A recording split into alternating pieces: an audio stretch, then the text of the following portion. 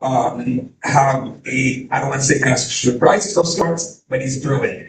With that, I'm going to introduce you, I'm going to just turn the mic over to Dr. Tajer. If you can give him your attention and understand that this might be a real opportunity to learn about what's going on in Haiti. With that, please join me in welcoming Dr. Tajer.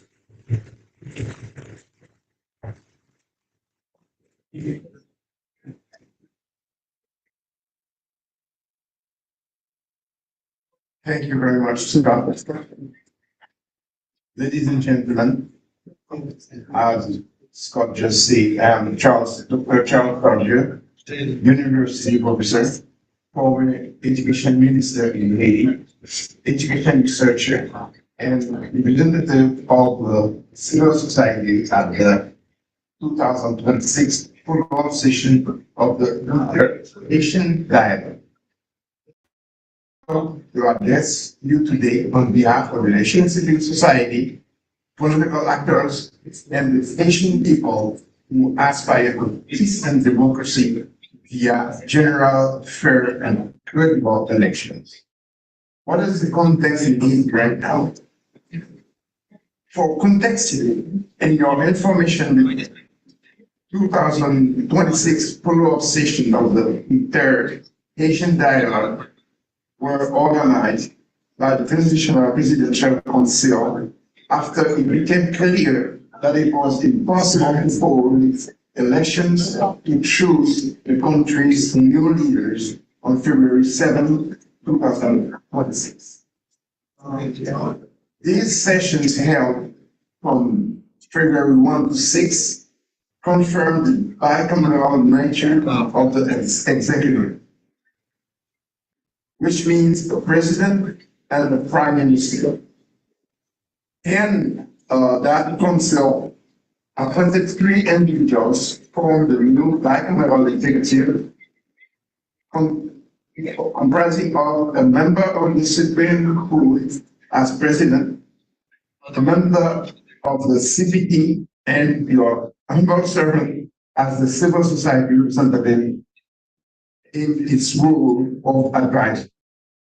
Unfortunately, on the morning of February 7, 2026, the current de facto minister used force to block entry to the palace and prevent the installation of the new bicameral executive.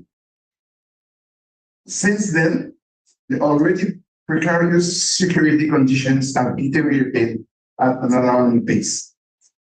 More than 2,025 have been killed today. Today, insecurity festers in our cities, destroys our communities, and threatens the very existence of the nation. The gangs continue to kill, kidnap, and conquer new areas. Nations at home and abroad now face that this is the moment of their history. Either we remain prisoner of violence and instability, or we open a new chapter within the end of trust, justice, and democracy legitimacy. As a reminder, Haiti was born in 1804, the first independent Black republic in the world, the result of the heroic struggle against slavery and colonization. The founding movement inspired the world and remains not only a universal symbol of freedom and human dignity, but also a reference of greatness embodied by names like Macandal, Toussaint, Bookman, Jacques Dessalines, Claire Lewis, Félicité Saint-Hilaire, and others. Those first occasions who long before Malcolm X, Margaret Garvey, Martin Luther King, and Nelson Mandela paved the way for rights and freedom for we the lost. Right? Although our history has been since long past,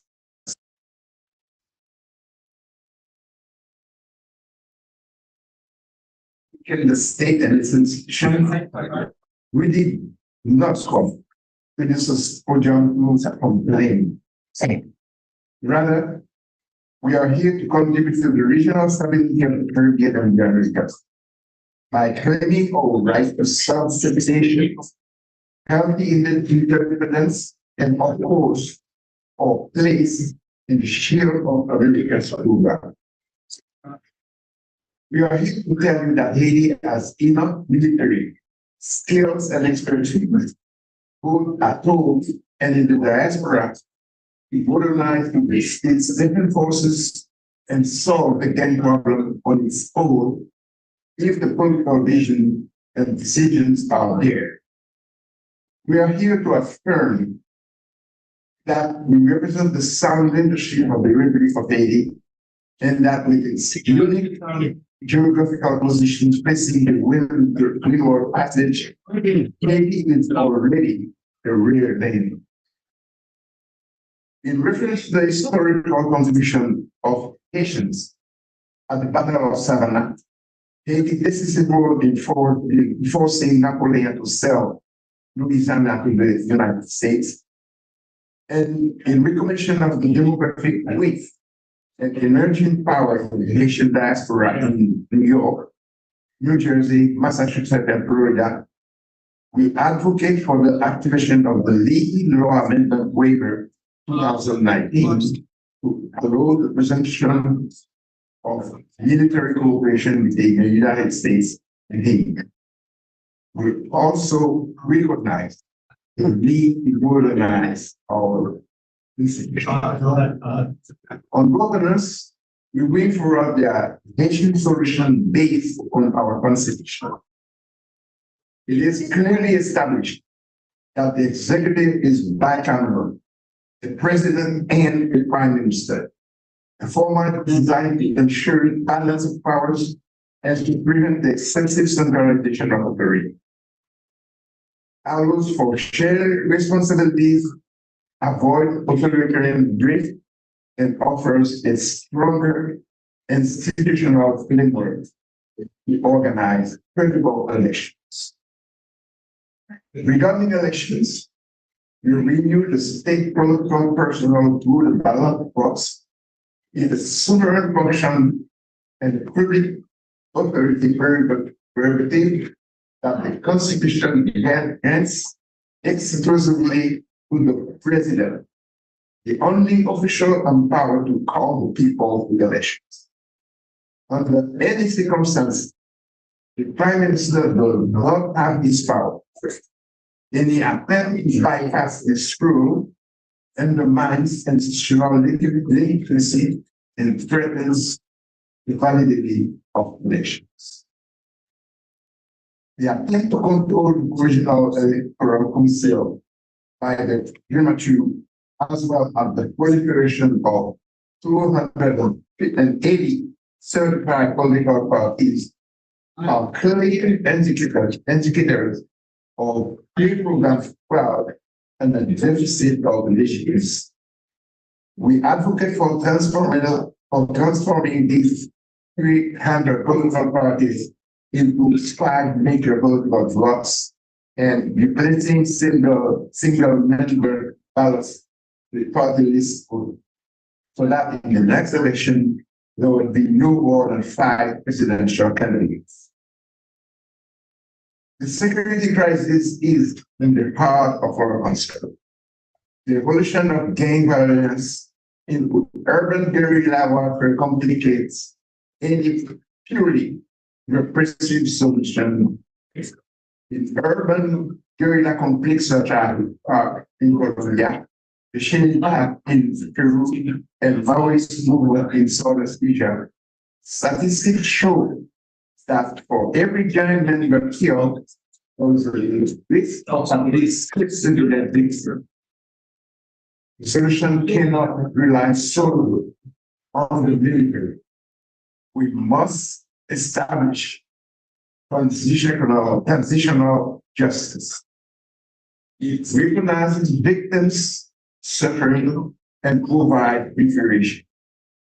It opens the door to conditional reintegration of some others into society.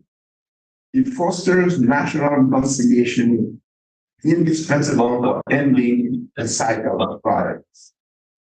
We think of the living of kidnappings and the families displaced by violence. Their pain cannot be ignored. Transitional justice transforms this pain into collective memory, and that memory is the strength to rebuild the nation. We can draw inspiration from South Africa, where the Truth and Reconciliation Commission recognized the living of apartheid while paving the way for peaceful coexistence. And for Rwanda, where transitional justice allowed the community to judge and reintegrate after this. Haiti must invent its own model, adapt its culture and its instincts, animated by the same spirit, this figure,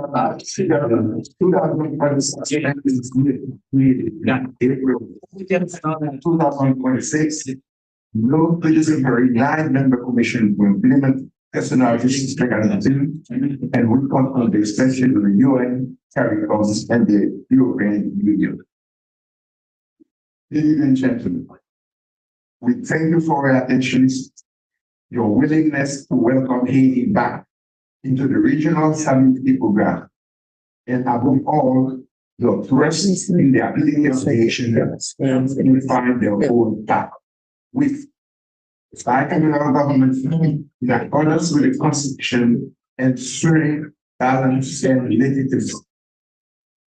Transformative transitional justice for trust, peace, reconciliation, and the modernization of justice and defense institutions. Constitution of the League of Law Amendment Waiver 2019 resume military cooperation between Haiti and the United States to modernize and strengthen our law enforcement force. Credible elections convened by the President, the sole constitutional guarantee of popular sovereignty. Security restored to the police and the army with the support of the current sufficient forces to help modernize Haitian security forces. This is how we will honor the legacy of 1804 and offer our children a future of dignity and freedom. Thank you very much.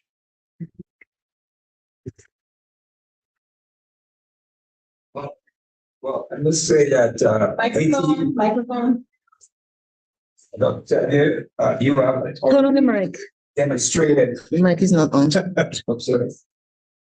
You have really demonstrated American values, and that you are taking exactly the 10 minutes. That was what I wanted to hear. So thank you so very much. And we appreciate your presentation. I think, Jason, I'm going to turn it back over to you. But I think when I do the presentation, right, we in terms of constitutional security crisis, that's great. Thank you, guys. And we're going to have some questions. Before we continue the program, I want to take a minute to acknowledge J.C. Jane, the Senior Foreign Policy Advisor to Senator John Kingman, who made today possible for us here, and who's responsible for support we have in the room from people. JC, you know, that's going to be like,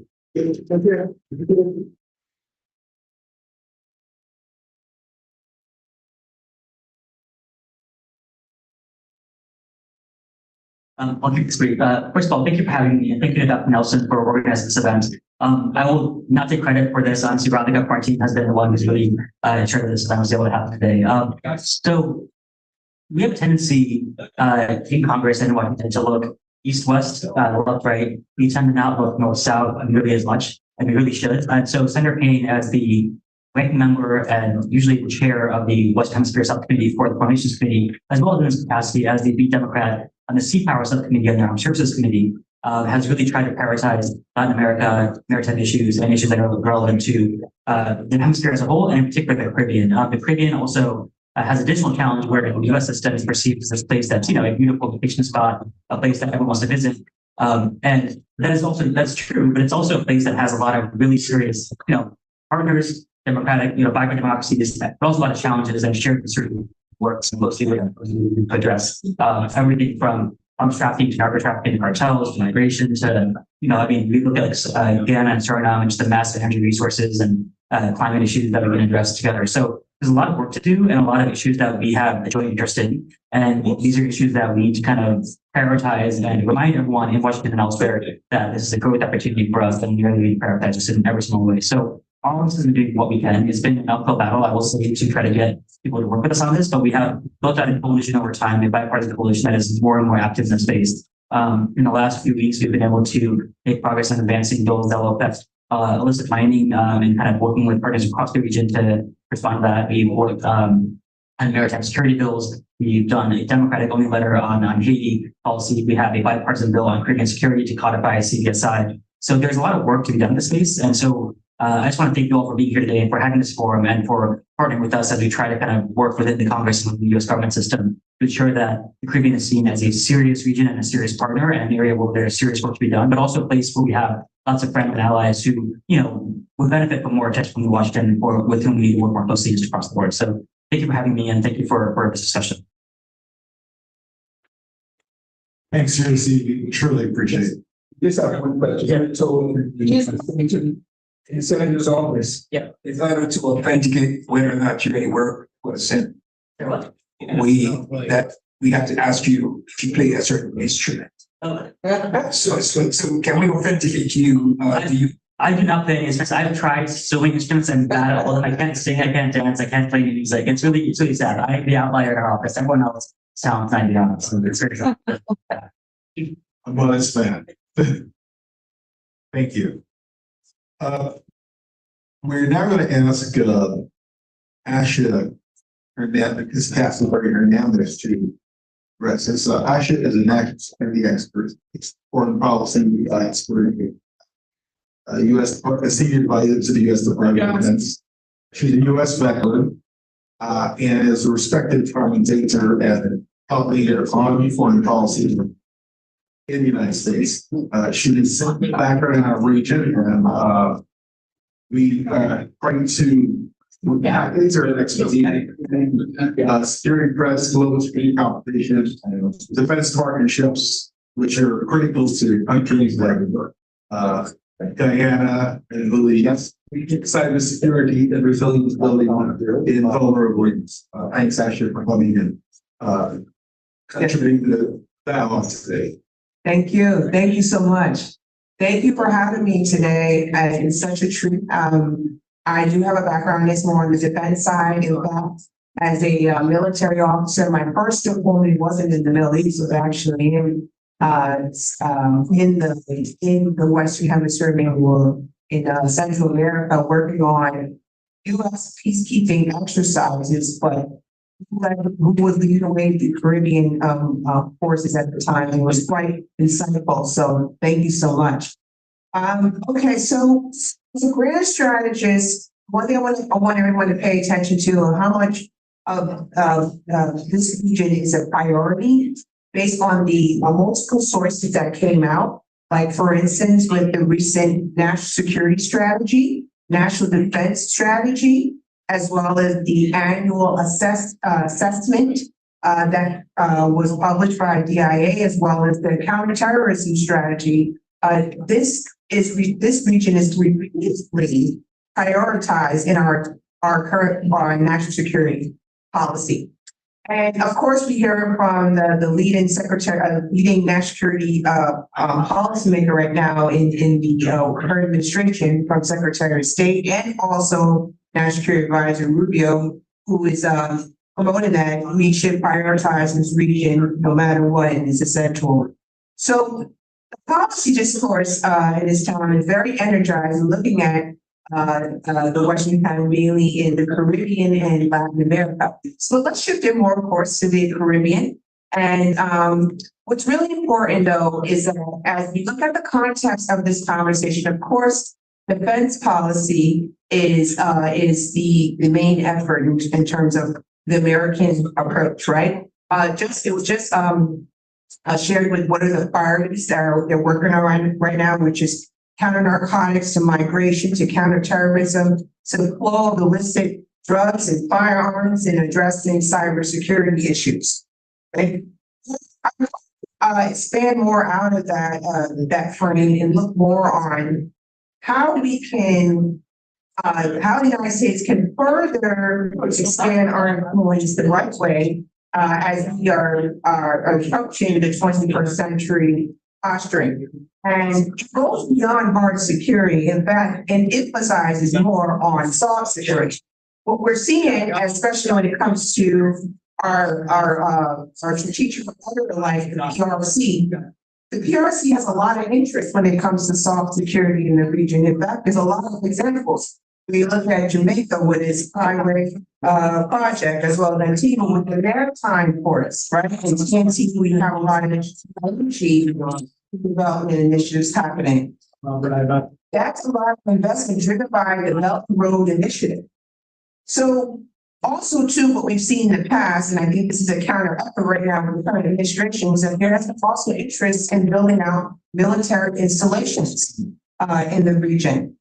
Specifically, well, out of the Caribbean, more in Central America or South America, in Argentina.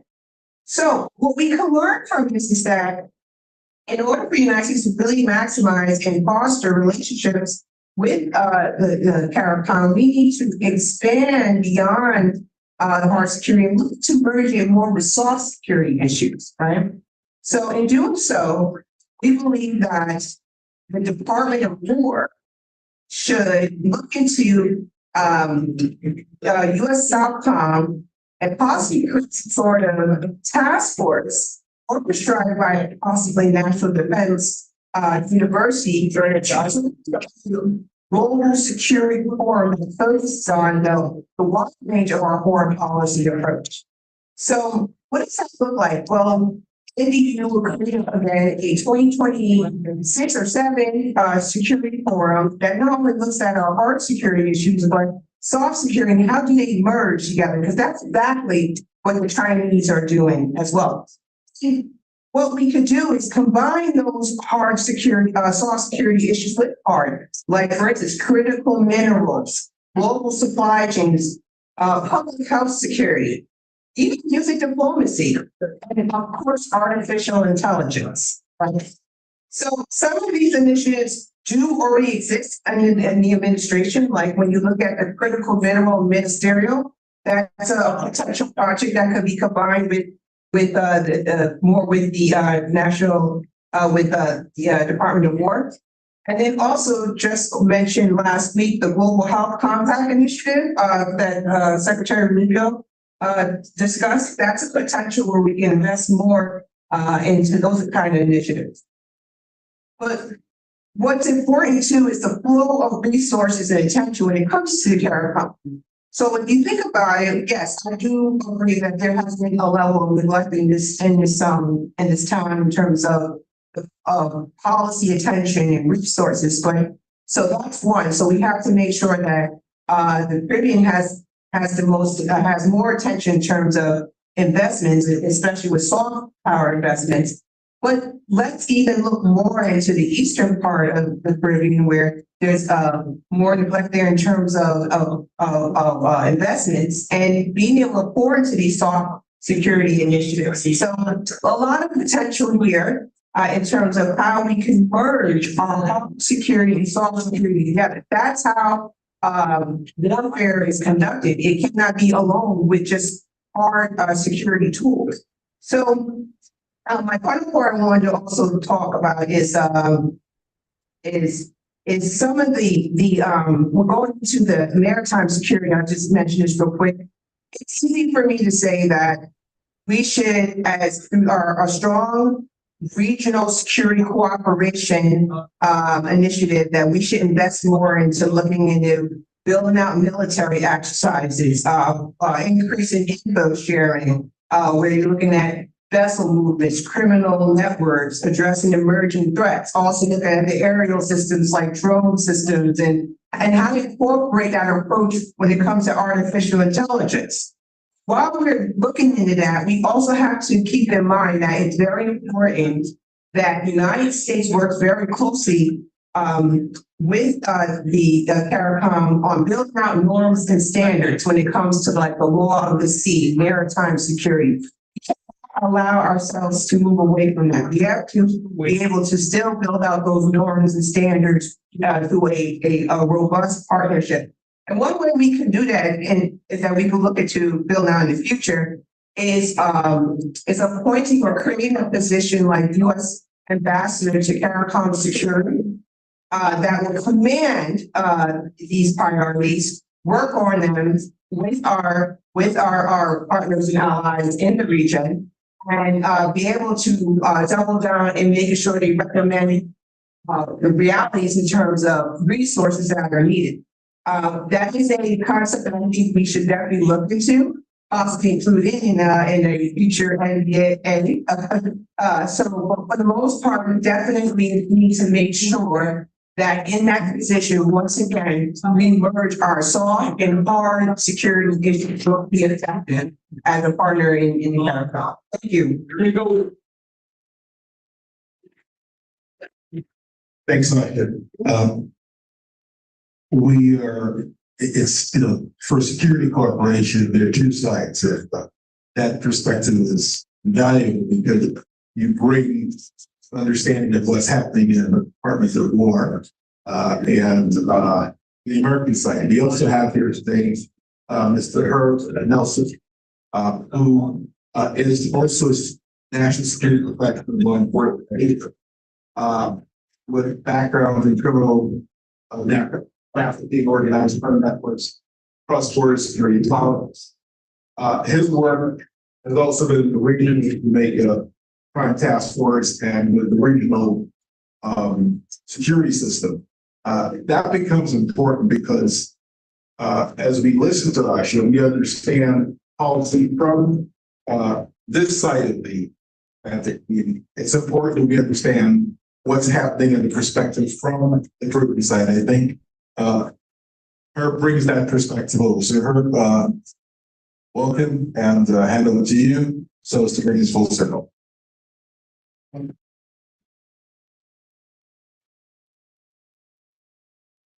Good afternoon, everyone. Good afternoon. I spent 24 years in the U.S. Army. 3 of those years, Special Operations, Special Forces. I also spent some time with the Rapid Deployment Team, Air Defense, at Ramstein Air Base.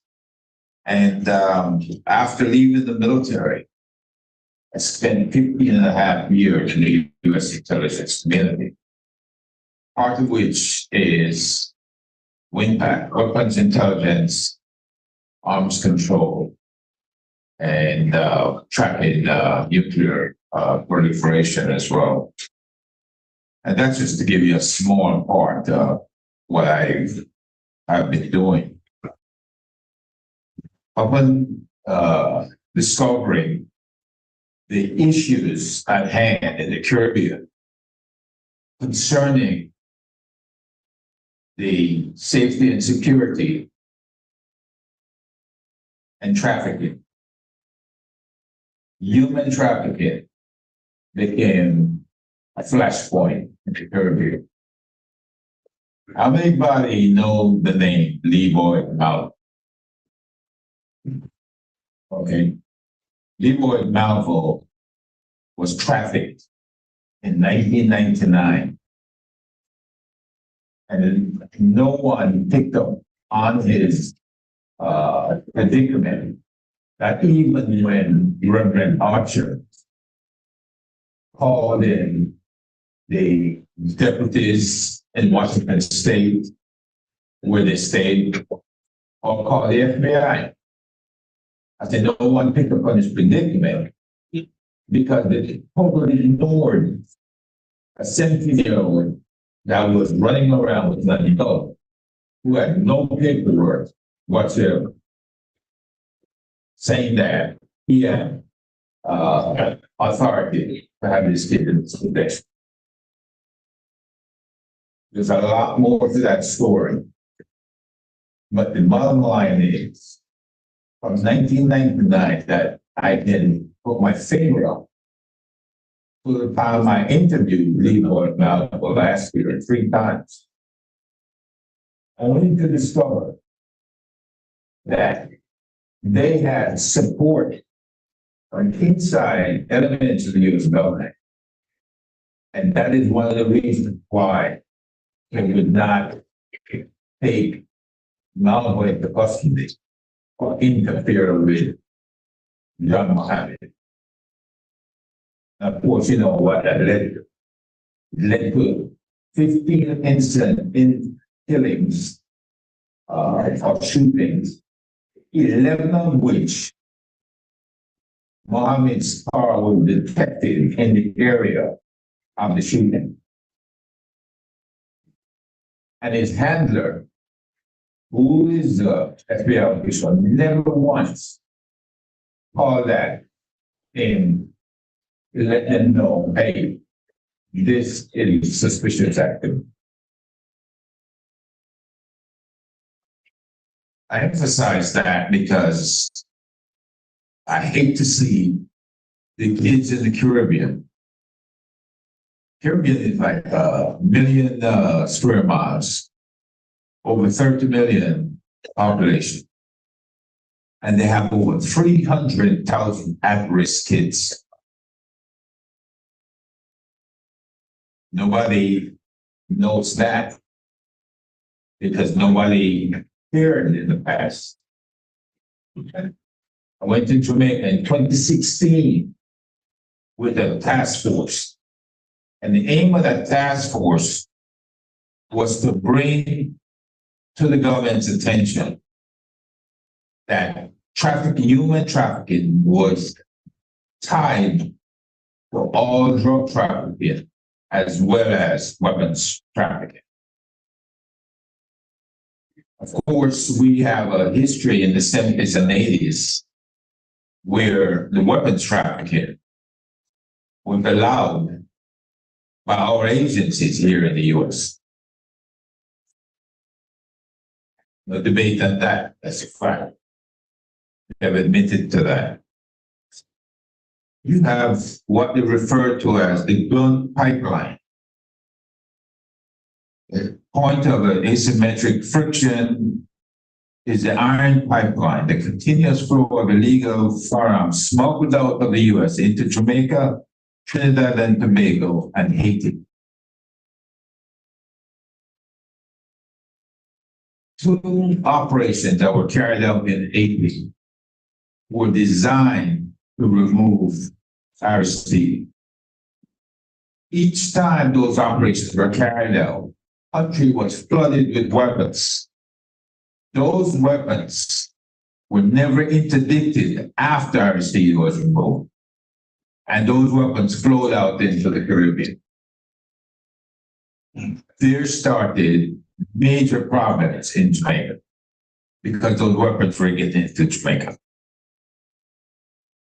We are looking today at the interdiction of narco traffickers.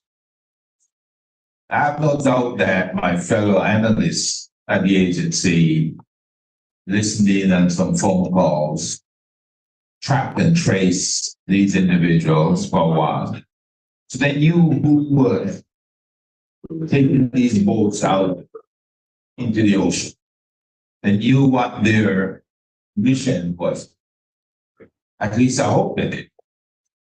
But the problem that we have as a member of the military, we follow the UCMJ, we follow the Geneva Convention, we follow all of these things that we're trained on, or we face action under the manual for court martial.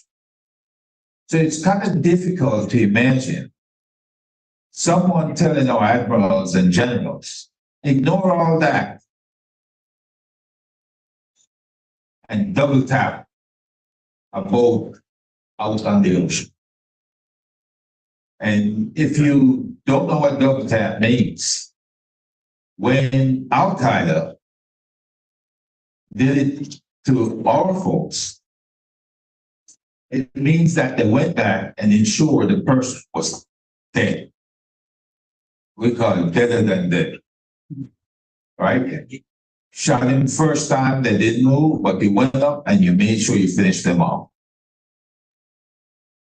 It is surprising to see our military adapt that standard today to where the Secretary of War will actually allude to that double tap, and it's okay with it. So we have to know where we're going with this. We cannot influence the Caribbean. We cannot influence the military in the Caribbean or the constabulary police forces in the Caribbean by saying, do as I say, but not as I do. This is just totally illegal. What the folks might be doing might be illicit, but they deserve to be arrested, questioned, and if you have proof other than the intelligence, because the intelligence doesn't stand up in court, we're not going to expose our sources of methods in court. But we can turn them over for an investigation and to find out who is actually supporting these folks in this regard. So we've covered drug trafficking, human trafficking, and the drug trafficking. If there's anything that I believe we can improve on is the fact that islands are not sufficiently trained. Let me be straight. CARICOM is not sufficiently trained in the art of intelligence to do these detections themselves, or to even follow the recommendations of the fusion centers in Barbados and Trinidad if it were given to them. So we need a program like what we started in with intelligence-driven investigations, gathering the intelligence, whether it's human intelligence, whether it's SIGINT, which is listening on these phone calls, and now they've got the Israelis down there so they can use fancy software like Pegasus, Palantir, and they can track and trace any criminal that they want to track and trace. And they've been doing such a good job lately, they've been able to kill 460 or more criminals caught either on the way to commit a crime or having committed a crime. From 1 January 2025 till now, they've been able to put those guys down. And that's the example that we don't want to follow.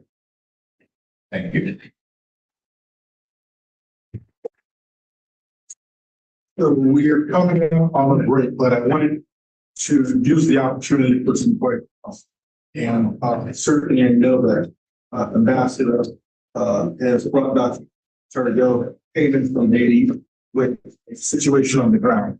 And they made direct questions to him or about the show.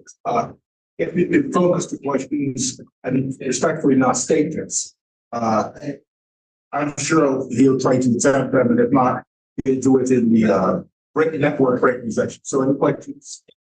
It mentioned that Haiti is capable of preventing or changing circumstances that they presently exist. Haiti, I say that they currently have that capability. No, you don't have the capability right now. What we are saying is not only others come and solve that.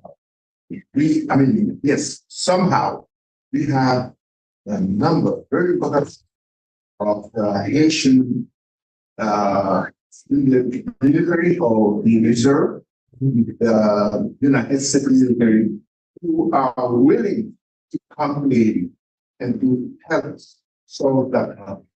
And what I want to emphasize, what he was saying, Aisha, is that Haiti alone cannot solve that problem because this is a Libyan problem. It's this insecurity. And what's happening is that Haiti serves as a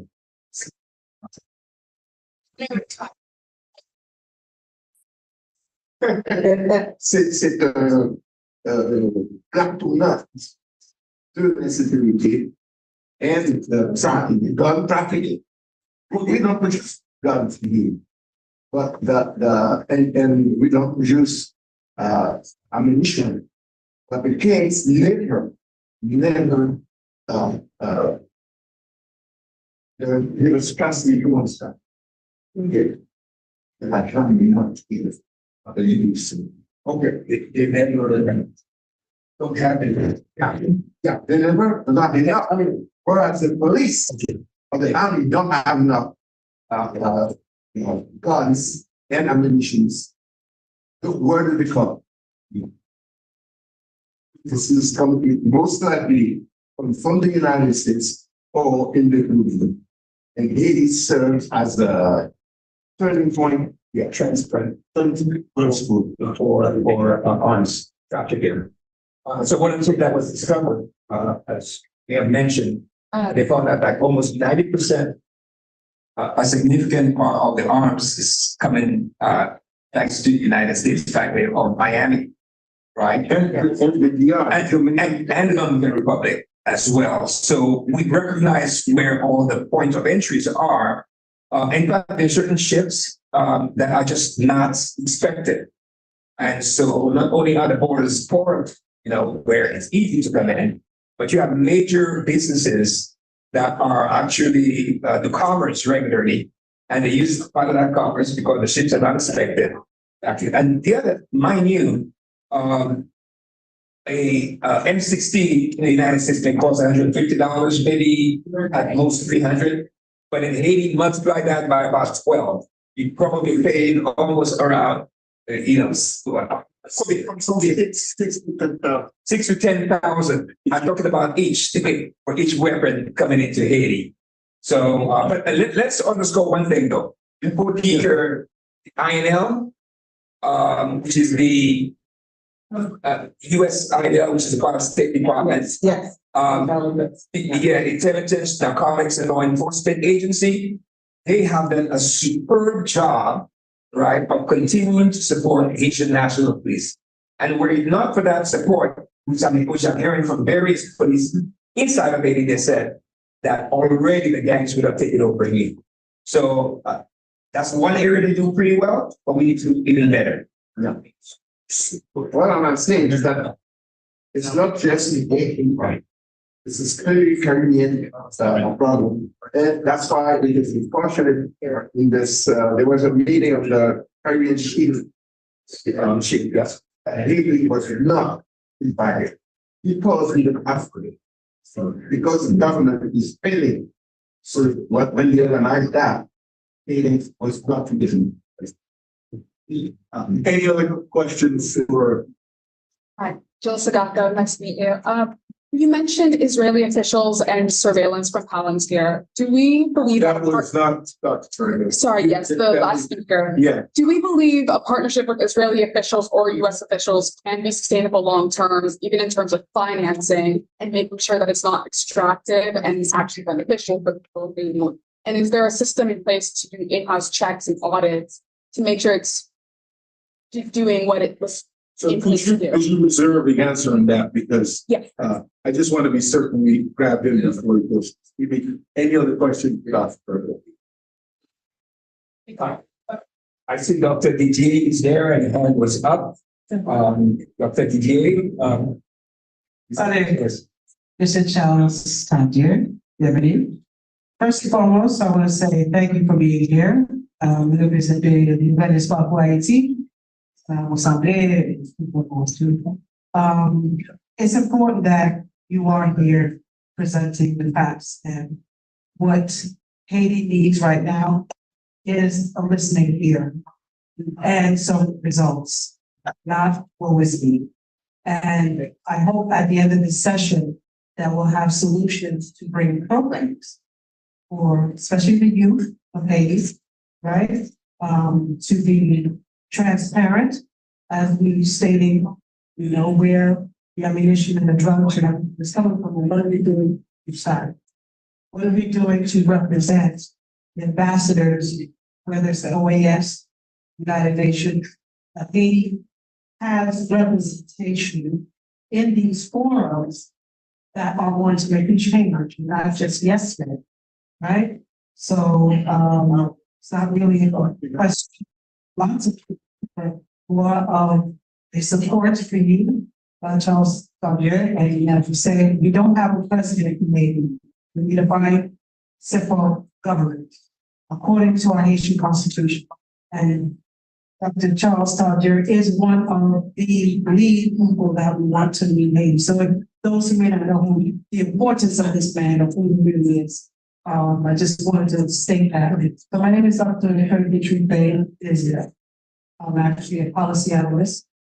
And see this out for prior but grateful to be here. I came from California on the red eye to be here today. Thank you. To let you know how this man being Mr. Walcott and the works and efforts that you're doing, that we work together as a diaspora, especially to empower the women and the youth of Haiti, because that's what's different. Is don't have a governance that even represents those groups. So I'm here for it, and I'm here to support, so that's good. Hey, thanks for your contribution. Again, we're an extension, but we believe that the what we're question, now we are in, so could you write up on okay. I appreciate that security, safety is have to be the number one priority. Guess what I'm asking about? Where we still we're but those things that are necessary about security and safety and sustainability are associated with security. Get that back of a government infrastructure. Get that. But they were a place where one could plant seed in. Where would that be? Haiti, geographically, and what would that to the Haitians? So we are Dr. Nelson's assistants. We're going to take the question. We are going to break into the network, and you can have a sidebar with your request. It's going to give a brief response. Thank you very much. Yes. I want to begin with, I think there was no other way around. You definitely need a government. It's a government by support. The president that can represent Haiti, I know the crowd, Well, I like it's very honorable. Ça veut dire que genuinely, yes, you know, and with the interest truly of the country. And I must apologize for Dr. Xavier. He decided to just do it entirely in English, but his interpreter was supposed to be there. I apologize. He did well. So let's give him a hand. Yes, thank you. Yes, so what we're saying again and again, we have here, we believe that the international community can send troops in. This is not true. The problem is deep, and it is also cultural. Yes, we need some help from the international community. But the solution will be to strengthen the Haitian police and the Haitian military. This is a military problem, and we need a force capable of sustaining the fight for a long time.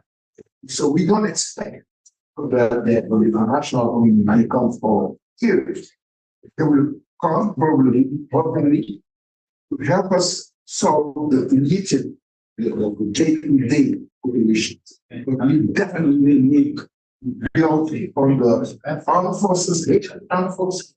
And that's where the police, and that's why I'm saying that we have a lot of Asian veterans in the US who are here, willing to come and help.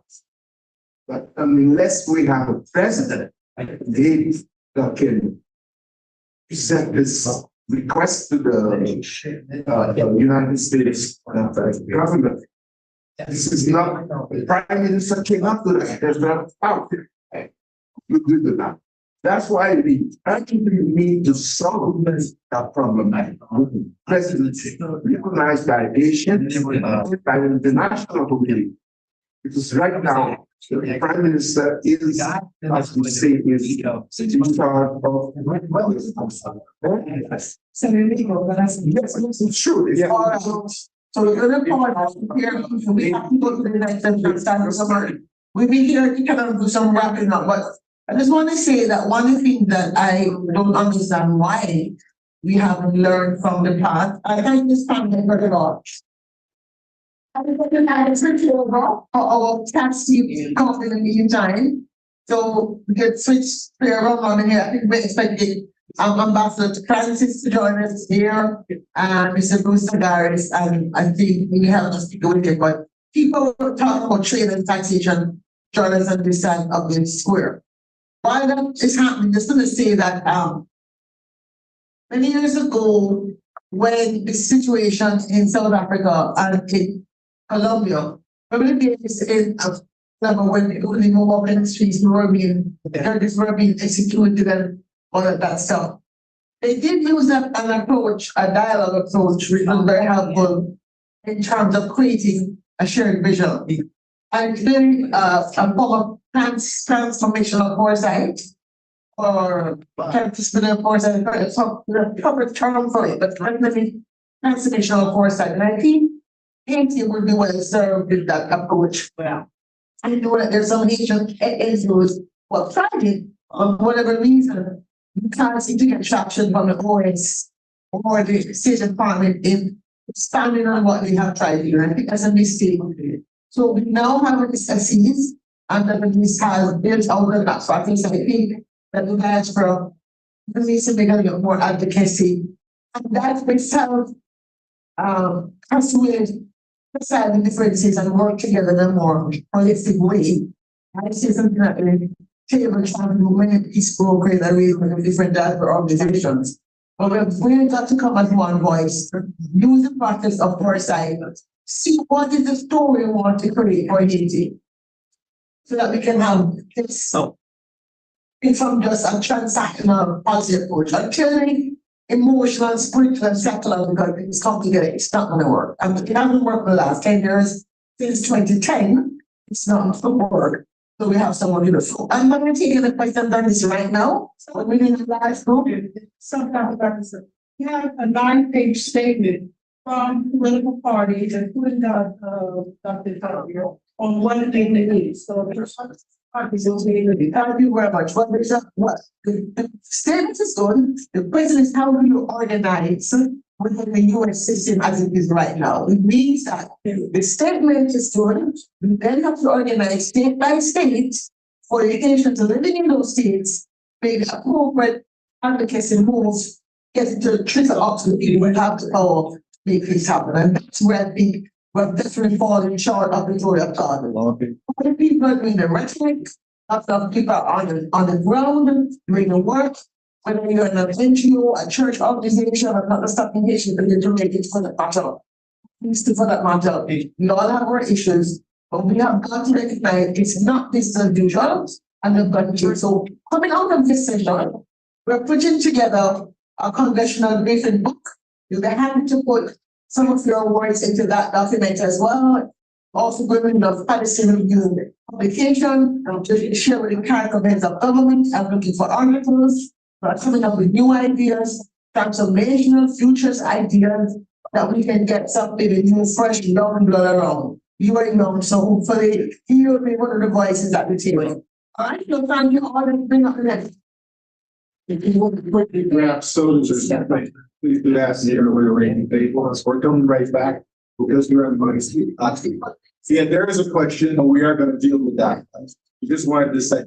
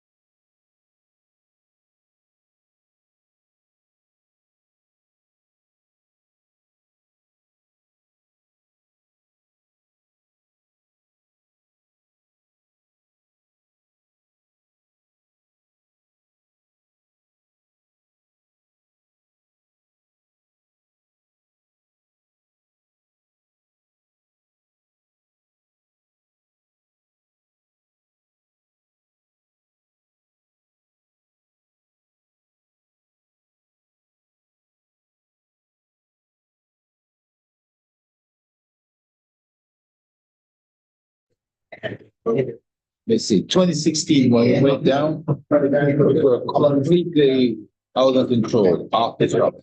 They were killing something like 1,500 each year. People being slaughtered. 1/3 of that police. It's now dropped down about 600. After that. What does that? Now, I wanted to know. Because I don't have the speaker right behind him, What's but he'll be seated down. So you can Was more fun before, but so sad. Yeah. Why would you guys without firing a shot? Maybe like that better. What's that? And now I had access to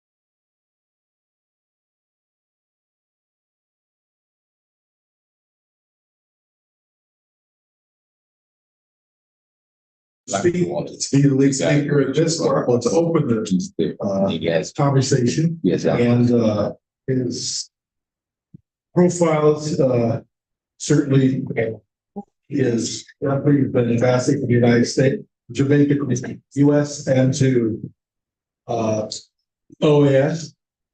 He's a distinguished diplomat that's recognized throughout the Caribbean, certainly in Carica with Board of Administrative Foreign Affairs, and I believe a lot of people have some training. He's been actively engaged in advancing Jamaica's foreign policy priorities, strengthening relations with the U.S., growing Caribbean interests without preference across the hemisphere. And I think that he's played a key role, not just in strengthening U.S.-Jamaica relations, but in resetting the perception of what the Caribbean is in the United States as a reliable partner. I know of his work without having only met him once, because I believe in rooms he represents 4 to 6 feet more than as a working ambassador, as opposed to a guy who shows up the cockpit points. So that's your reputation, and you should know that it's respected and certainly something that we probably greatly improve. Thank you, Pastor.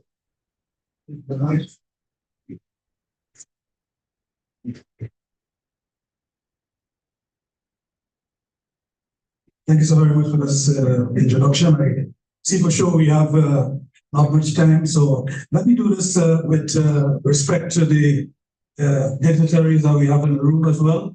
Thank you very much, Chair, for bringing me up, and thank the Institute for allowing me the space to join this discussion. I do have one correction. Yeah. I kept saying Jamaican. Really? And that's error repeated, but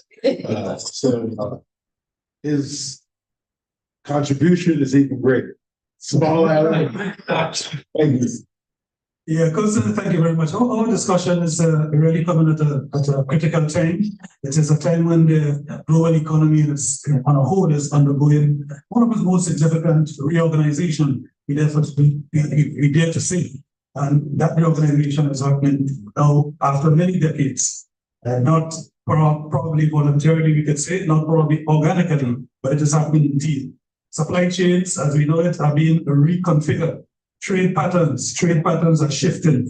Businesses, companies both in the larger countries and the smaller countries are reassessing the risk of operating as businesses across border trade as their focus.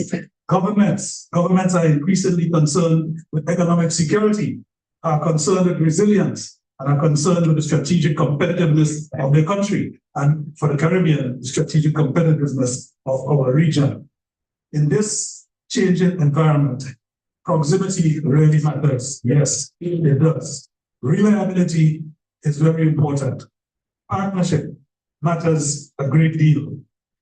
And what can the Caribbean do? And that is why, in fact, the Caribbean deserves renewed attention, and is receiving renewed attention by the United States. The thing is that very often our discussions about the Caribbean begin with our vulnerabilities, begin with our weaknesses, begin with our challenges, because we are small economies. Yes, we are highly exposed to natural disasters. That is true. And we face transportation and logistic challenges. That is very, very true. We find it hard to move from one of our countries to the other.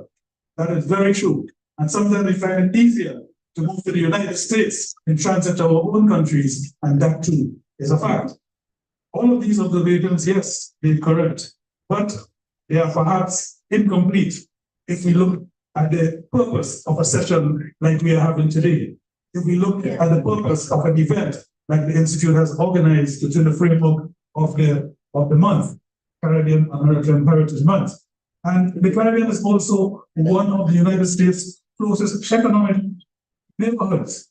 Recently, I listened to Deputy Secretary of State for Security, and he was saying, with statistics, how small a contribution that the Caribbean, and he broadened it and the entire Western Hemisphere, Latin America and the Caribbean, exclude Canada, exclude Mexico, as a percentage of its contribution in trade and economic integration with the GDP levels of the United States. And he said, is the region important to the United States for these economic reasons? He concluded probably not. Why was it so important? Because to him, it is security, it is safety. It is because this is the border, the third border, as he said, of the United States. But the Caribbean, for us, is significant, not just for that. It's very significant because we are people. We are people with economies as well. And these economies are very tied, very much tied intrinsically to the United States economy as far as source, resource, and supply chain connectivity is concerned.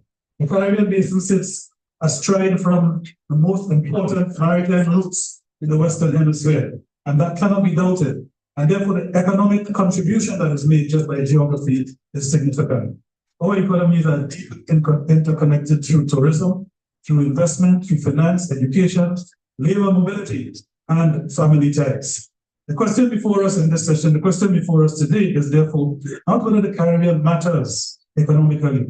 The question really is how the Caribbean can become more competitive and how the US Caribbean economic cooperation can evolve to serve our shared interests in an increasingly uncertain world. I think that's what we really interested in. How can we really be better integrated and more competitive in our relationship with the big economy that we look to the north towards? And those instruments that we put down many years ago remain valuable.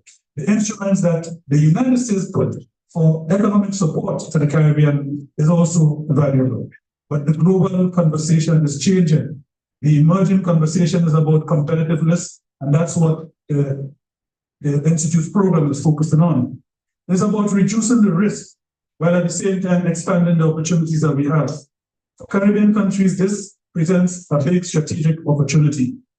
Many of our countries often don't see it. Why?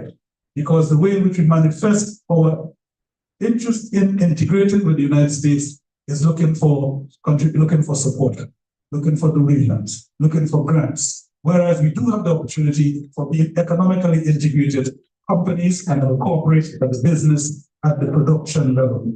As firms or companies seek alternatives closer to North American markets, that is US firms, the Caribbean can position itself as a platform for logistics, a platform for digital services, a platform for business processes, outsourcing, and professional services, advancing tourism, advancing renewable energy development, and also specialized manufacturing niches.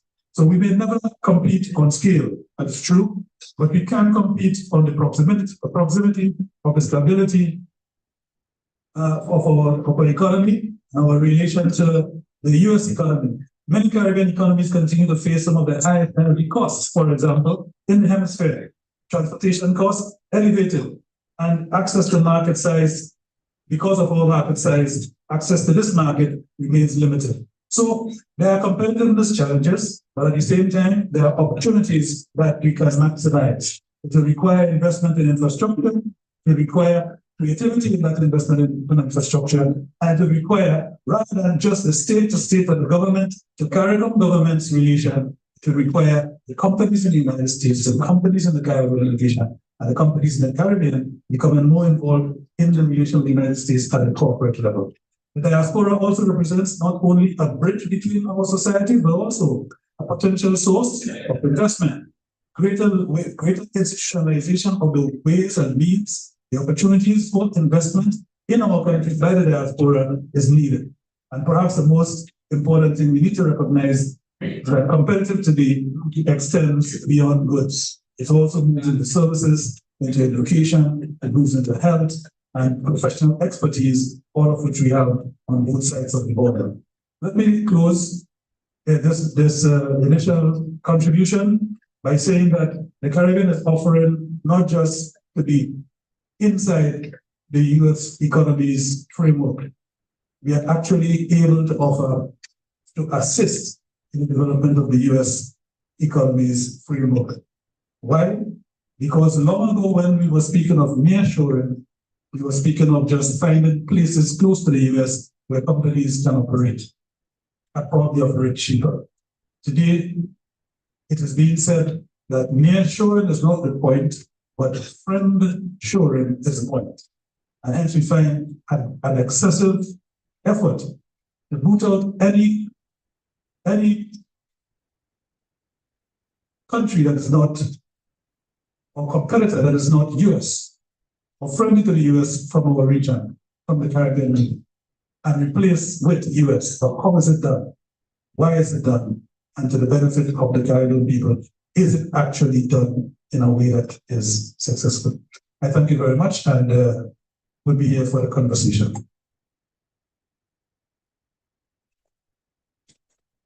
Thank you, Ambassador. Again, my apologies for mixing up Renee with Genova. Mr. Bruce Zagaris is a national attorney, scholar charged in international business law and compliance. He has worked for over 40 years advising governments, businesses, banks, and other players on cross-border issues, international enforcement, and white-collar crime. He's also the founder of the International Enforcement Law Reporter and has written many books and articles on international legal theory. His expertise made him a sought-after advisor, and he brings his perspective today to our conversation. Thanks, Mr. Zagaris. Thank you very much for the generous introduction. And thank you for the Institute for again organizing these meetings that they've done each year for quite a long time. So I've done a paper with my legal intern who's here on the need for more collaboration between the Caribbean and the US in the creative and the orange economies. So as we all know, people around the world know a lot about Caribbean music, art, sports, but so far the Caribbean hasn't really realized the opportunities to monetize on its creativities. The creative industries include, everything from advertising, architecture, fashion, film, music, games and toys, publishing, and of course, the visual and the performing arts. So essentially, in my short remarks, what I want to stress is that first, there needs to be better governance in the Caribbean, especially innovation hubs. Innovation hubs that emulate something called the Ruta N in Medellin, which is in one place, they combine artists with accountants, marketers, lawyers, business people, so that they enable the creative artists to find markets, not only within Colombia, but outside of Colombia. So in the Caribbean, there needs to be innovation hubs for the creative and the orange economy. Then there are roles for the US. One of the roles that there should be is the Caribbean Basin Initiative, which dates from 1984, only includes products, but we know that services are what is the major part of the economy. And the fact that the Caribbean Basin Initiative doesn't include services is a major problem. But nevertheless, there are all kinds of things that can be done in the US. So all US multinationals have what's called corporate social responsibility. They put aside a portion of their funds every year to do good works, partly because they genuinely want to do good works, but also they want the reputation that comes from doing those good works. A number of US multinationals are active in the creative industries. T-Mobile, IBM, Zoom Video Communications, Discovery, Oracle, Cisco, AT&T and its subsidiary Warner Media, Adobe, Intel, Verizon, Comcast, Netflix, NVIDIA, Facebook, Amazon, Microsoft, Apple. I mean, all of these companies are huge. So the idea is to get some of them to partner with Caribbean countries. They don't necessarily have to be governments. They can partner with, the private sector or some combination of public-private partnerships. And there's already some ways that this can be done. So a number of the diaspora have formed 501c3s. So for instance, I've formed them for Belize, something called the Consortium for Belizean Development. I formed one for Barbados called the Art Collection Fund, which was just for visual arts. So Americans also, whether it's an individual or corporation, they want a deduction when they donate money. So by donating funds to a U.S. charity, that U.S. charity can then use the money for activities in the Caribbean. So example, a film producer who had a summer home or in Belize donated $100,000 to be used for computers in primary schools in Belize. And, you got a deduction for that. So there needs to be more partnerships between both individuals and entities in the U.S. and the Caribbean. There's already a lot of activity in the creative arts by international organizations like UNESCO, the OAS, the Inter-American Development Bank. And I see some roles even in Congress. So for instance, the Caribbean Caucus has, they're doing activities in these areas. And for instance, Yvette Clark is also, in addition to being the co-chair of the Caribbean Caucus, she's also in charge of the Congressional Caucus on Multicultural Media, which is dedicated to issues of media, telecom, and tech industries.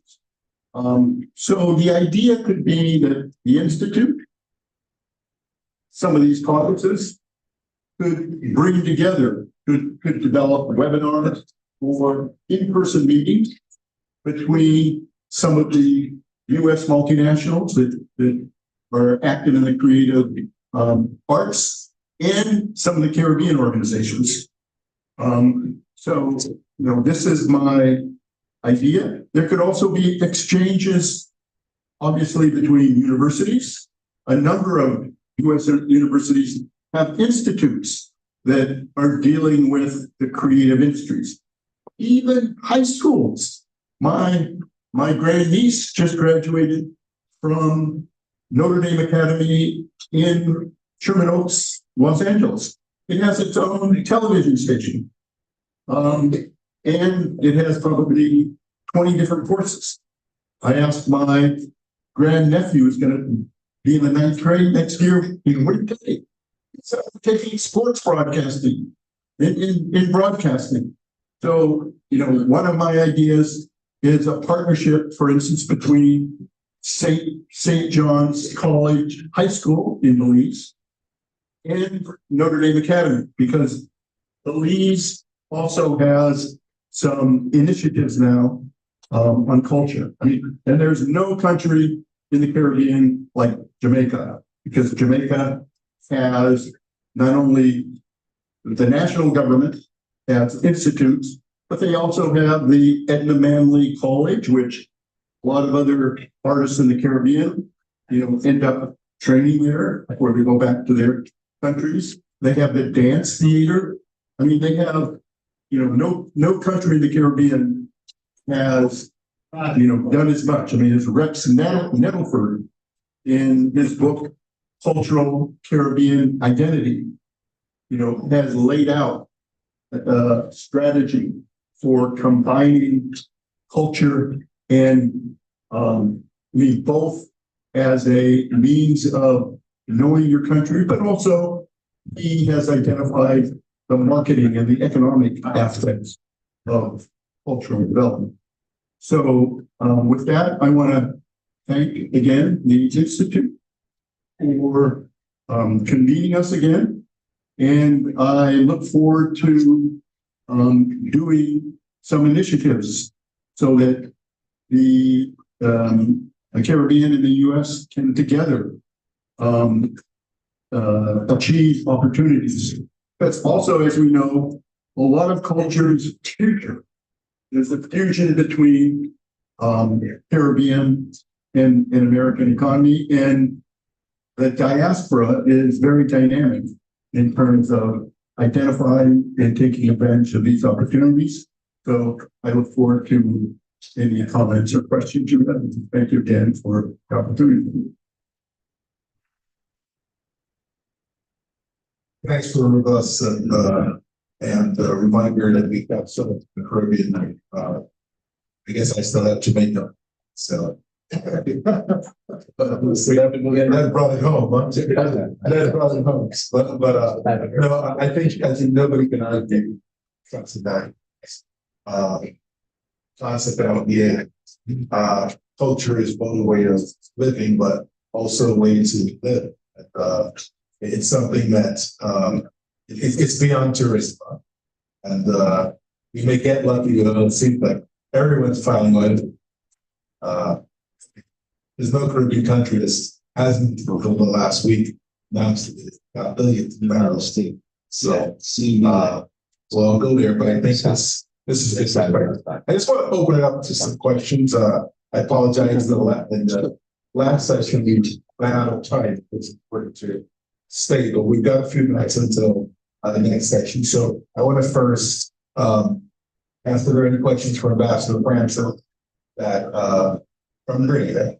To pick up on what he said, and then we'll see for questions from Mr. Harris and then integrate them. So that's the one. The ambassador mentioned digital services as one of the how do you see that in light of the promise and audience that AI is going to bring? How do you see how members in part of the whole?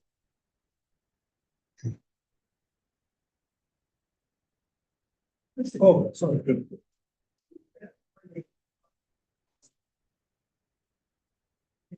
Good.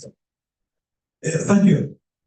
AI is very important, and for the Caribbean, one of the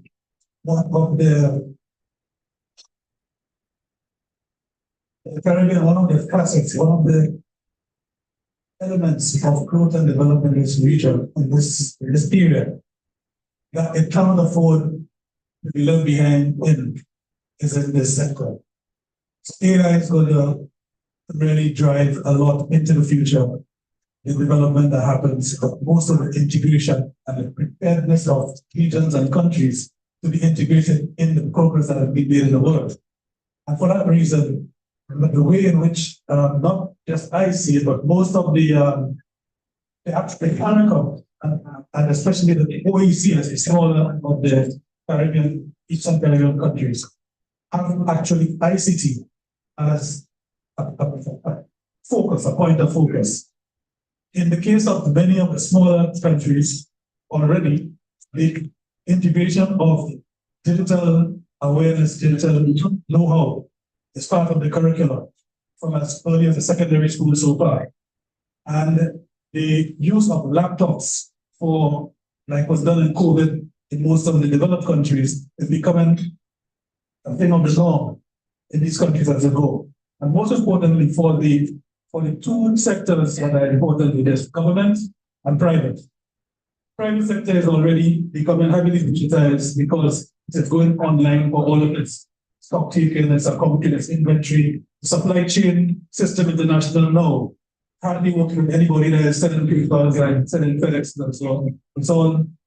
So it means that your records, your operations have to be digitally friendly. It means that your people have to be digitally capable.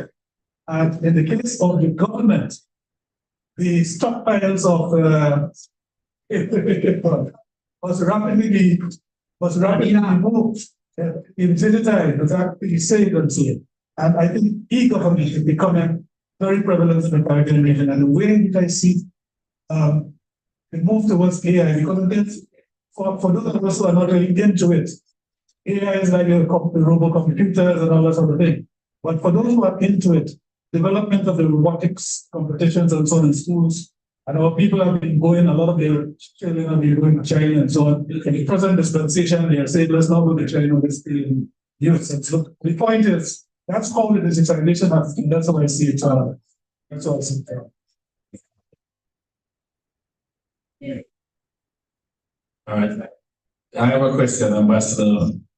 I was recently sentenced to an event, and it's my understanding the OECS countries, I'm sure they were heavily dependent on citizenship by investment. I've heard that has been coming under pressure. What is the present state of citizenship by investment in the OECS, and is there anything we can do from our side here to ensure that this source of important capital for development in these countries doesn't end up becoming a problem and being stifled?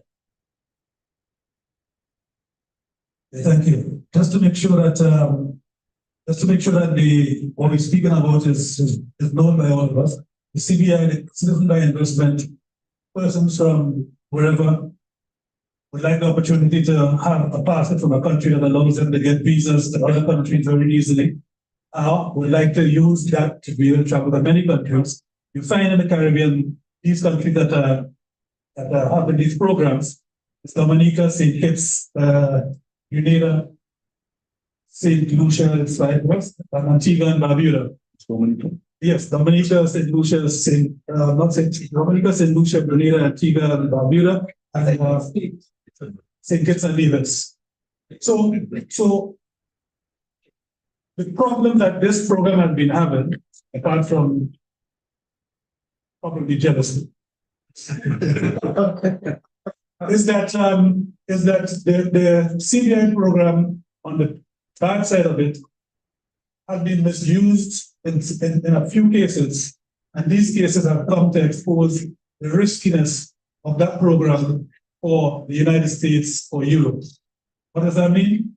Persons who are personal non-grata with their own country, with their own passport, people who are on the terrorist list and so on, are able to buy at least one or two, not plenty. We are able to buy these passports or make the investment, get the passport, and so they get into the Europe, they get into Europe or they get into the United States. And they can, because it is not traceable, because they walk in with a Grenadian passport or a British passport. This was the problem in the past. The large amount of persons holding passports from the Middle East, from Russia and the former Soviet countries and so on, they were a lot. But of that, there were a few bad apples. And because of these bad apples, the program started to have a poor reputation. There is also the fact that some in our countries also did the program bad by sort of going around the infrastructure. But I should tell you that the current state of this program is that it is very, very secure. The integrity of the program has been regained, and this has been done through a series of best practices for the operation of migration programs legitimately as investment programs. So persons don't just buy passport anymore, they actually invest in the countries. We have also introduced a residency requirement. There is a minimum number of days and weeks that you must spend in the country, each of the countries, all of the countries, states, everybody, as a condition for receiving the citizenship and receiving the passport.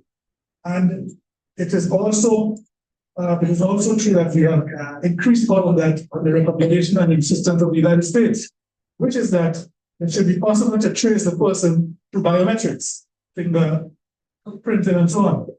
And so all countries have gone into that for this reason, CBI, and also for the banking reason. because we had a banking problem that our banks are riskier. So for this reason, it is no longer possible for someone to even open a bank account without it being traced back to who they are. It's in reinforcements. So the final step in that is very important to mention is that the countries have also agreed on establishing a regulatory commission. This is an independent body. It is independent of each of the governments. There is no political interference in it. And for this body, 5 countries have each enacted in their respective parliaments the same law. So it's the same law running for all of them. The United States is aware of this law. We've given them all the details of it. We continue to negotiate because, of course, there is still the pressure. I don't say that it's not there. And we are hoping through the work that we're doing diplomatically that we can help to release the pressure, because the pressure is no longer on the quality and integrity of the program. That has been fixed. The problem now is on the historical taboos of the program that people are afraid of. Probably when our country begins to use the American system that links back to Interpol and all of that for the tracing of the individuals, probably that might put an next into it totally. But as far as today is concerned, the program has been repaired from its past woes, and the regulatory commission, which is now just like the central bank of any of the countries that we know, that commission is independent and is operated with the program. I want to add that part of the problem is hypocrisy. You've got the U.S. now with the gold card. So only for $1 million, you can get residency and then citizenship in the U.S. and it's fast track and it's targeted at oligarchs. Even though this is what the U.S. is pressuring the Caribbean countries. And I mean, the whole idea is controversial. So in the EU, most of the countries either have citizenship or residencies by investment, and yet the EU has recently sanctioned Malta because they didn't like the way Malta was doing its citizenship by investment. So now Malta has rejiggered the program, and it's still doing very well. But so there's a lot of just competition between countries on this issue. Okay. Question for Mr. Zagaris. As a student myself, I really appreciated what you said about education. Right.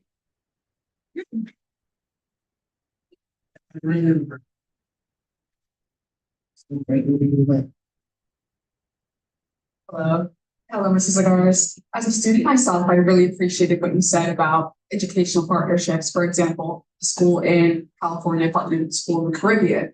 But in a landscape where we are constantly putting out of development and funding, I wondered if you had written up a shelf flow for how these initiatives would take place. Would it take place in the form of an institution in the U.S. donating camera supplies to a school in Belize, or would it be an instance where students meet with students in Belize over video call? And what would that look like, and how can you finance that, especially when students like in Montgomery County, Maryland, where I'm from, are running deficits? How would that be funded and financed and sustainable long term?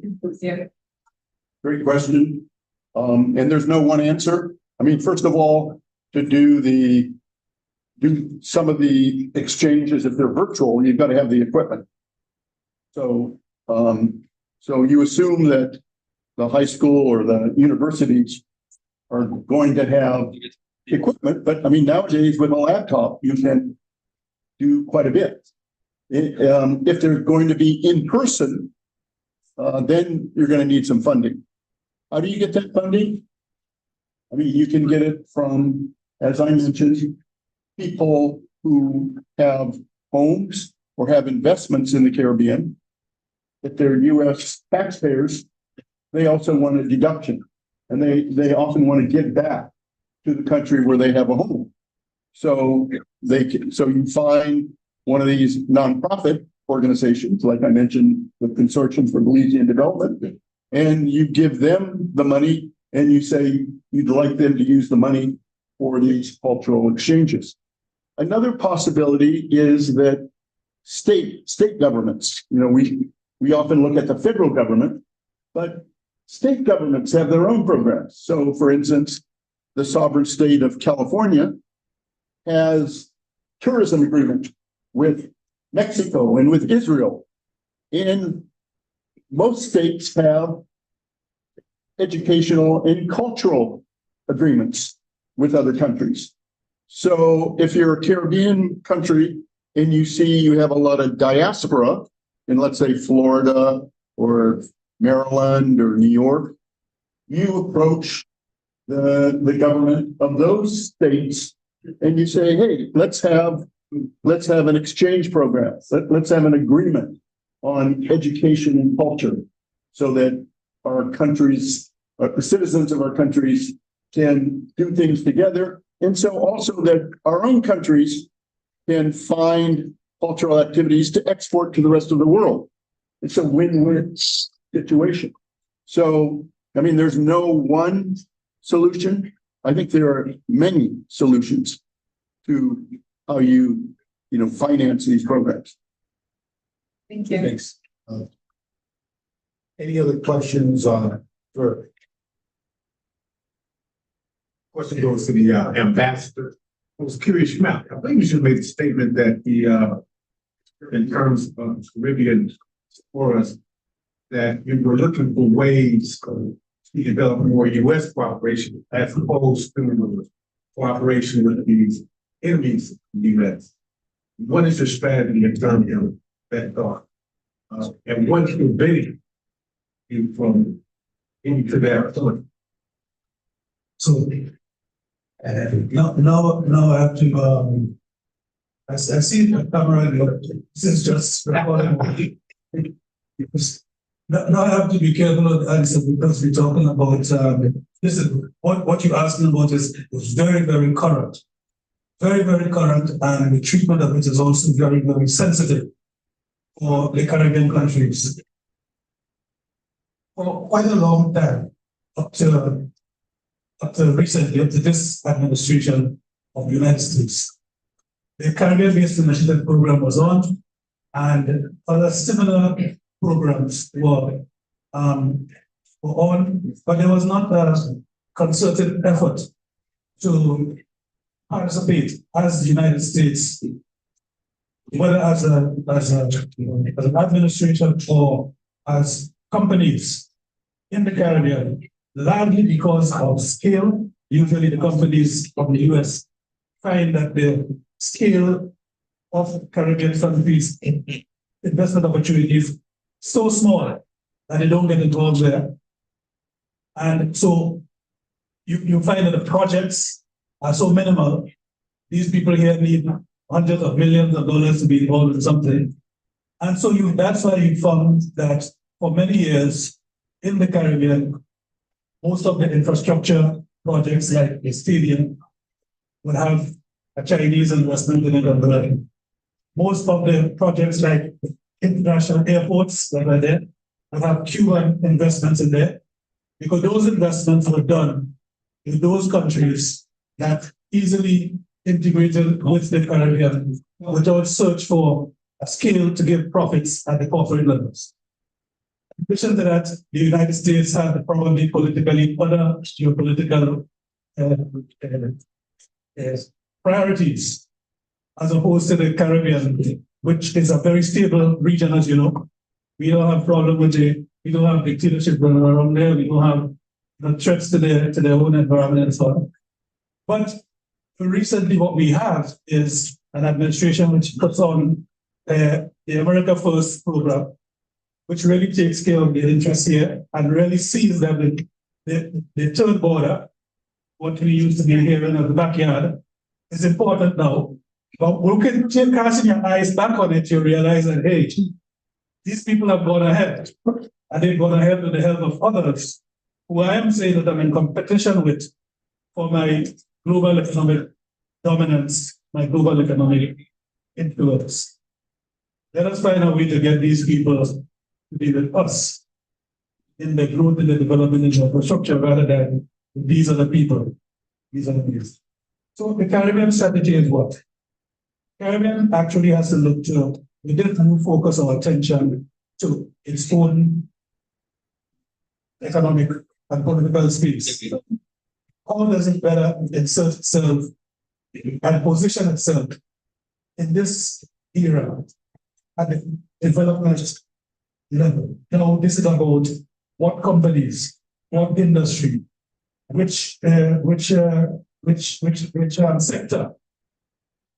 And just to give you a point that I often make in the diplomatic interaction, and we make from the Caribbean. For Grenada, as an example, we have somewhere in the region, somewhere upwards of 60% of our tourist arrivals are from here. Stay over. But of all the hotels, of all the transportation and tour companies and so on that we have in Grenada, if you count more than 3, that is US investment cover. So that really means there's a disbalance. Where we are growing and receiving investments for our growth and development is not matching it, where the kind of relation we have with the US. So how is the strategy then? Because we do have persons from these other areas who have investment there, or people from Spain who still in their investment in Paradero or somewhere in the Dominican Republic with Grenada, and same with Barbados, etc. Strategy is really to find the places in the United States where the funding for companies in the United States investing in the region can be had such that the companies themselves are not only looking at profit from their own corporate investment, but from the public-private partnership that they can use to get into our region. And so all countries have to actually be agile in spotting this. And we have seen in November last year, there was a reenactment of the DFC Development Finance Corporation Act, which gives monies in a different way now, and all the red tape you have to go through as American companies to fund your investment, smaller scale operations, like needed in the Caribbean, those red tape are rolled down, so opportunities are better. We have to learn how to be able to maximize it. Yeah, that's like the way in which we do it. So we are not our strategy is not on the politics, not even on the geopolitics. But if you look at the CARICOM releases, the CARICOM papers, the CARICOM discussion, it's more on the economics of it. How do we get the companies in the US to actually come, but they have no companies? Certainly interesting. I want to add to that is a lot has changed. The ambassador talked about the field conference and about Haiti not being here because these I left today since the 18th September. No president, you're not party. But the fact is that a lot more has changed. In the last 6 years, the US True Exxon has invested approximately $60 billion in Japan. Compared to if you in the rest of the total foreign direct investment is about $30 billion. So you're seeing a region that is set atop. Forget Ghana for a minute, but you're not talking about a region that effectively is going to hit another year or so $100 billion. And the flows between the countries are interrelated, and the impact is there. And you know, we all talked about regional integration. I may have my own issues about use of CARICOM respectfully or its uselessness, but I'm not an ambassador, so I'm not supposed to be sitting.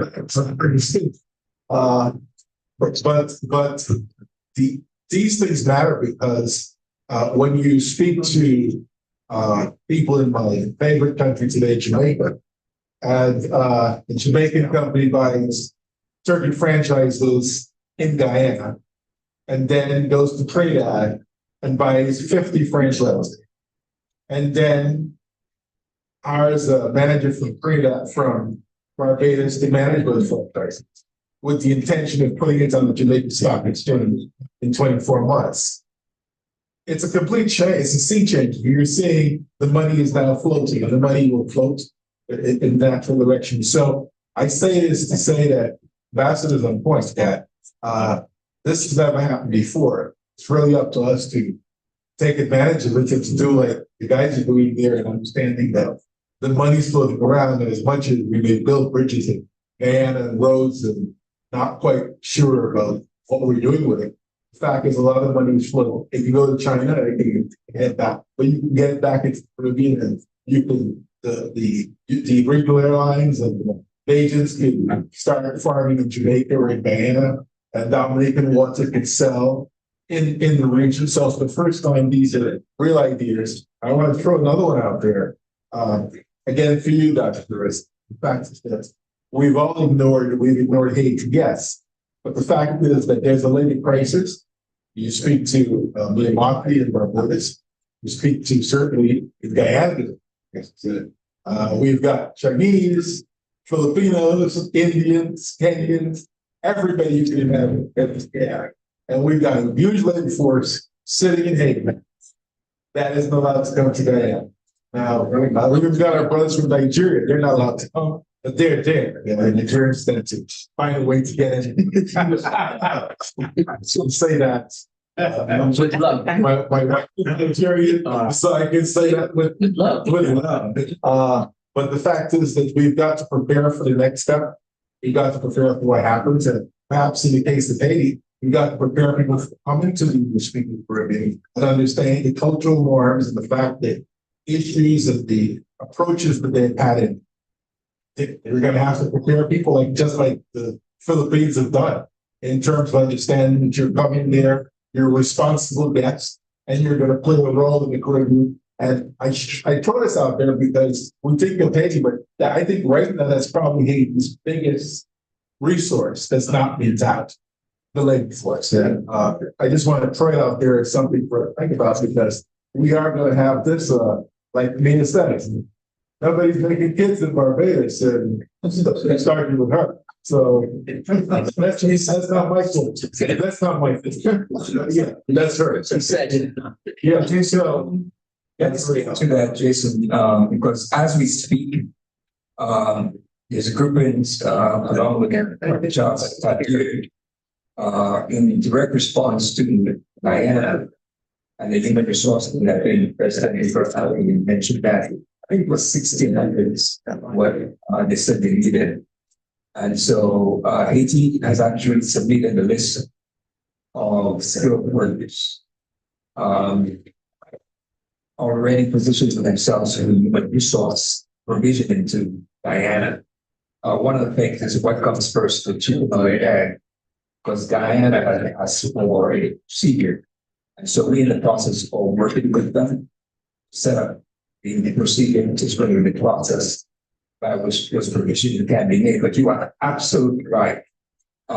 It was quite surprising to me that many of the Caribbean countries had said that Haitians were not welcome, right? They've actually gone on record and said that. And I don't think in the Caribbean we have a history of being taking that type of position, because after all, Haiti is part of the CARICOM, recognized member of CARICOM. And what people don't realize is that, as you said, the biggest asset Haiti has, we did a medical mission to St. Lucia, where we took down about 50 Haitian doctors or health professionals, nurses, dentists. And initially, when they got to St. Lucia, we went to credentialing, of course, provided the background, license for. St. Lucia's initially were not quick to come to the free medical clinics and oral health services that were being provided, because they didn't know what a Haitian physician looked like. Because of the propaganda about Haiti, a lot of the Caribbean countries have a misunderstanding of Haitian. My friend, who's Haitian, who now runs the Bill Gates Global, who teaches at Yale, the other one at NASA, who designs, they're not aware of the brilliance. So the last thing I'm going to say, and this is a joke, and not to take it at the expense of Jamaica, but there were about I think it was 100, and correct me if I'm wrong, Jamaicans that were imported to Guyana, men, with the idea that they would add to the numbers in terms of population. And they were not quite successful. Unfortunately, they didn't bring solutions, or they didn't bring Haitians.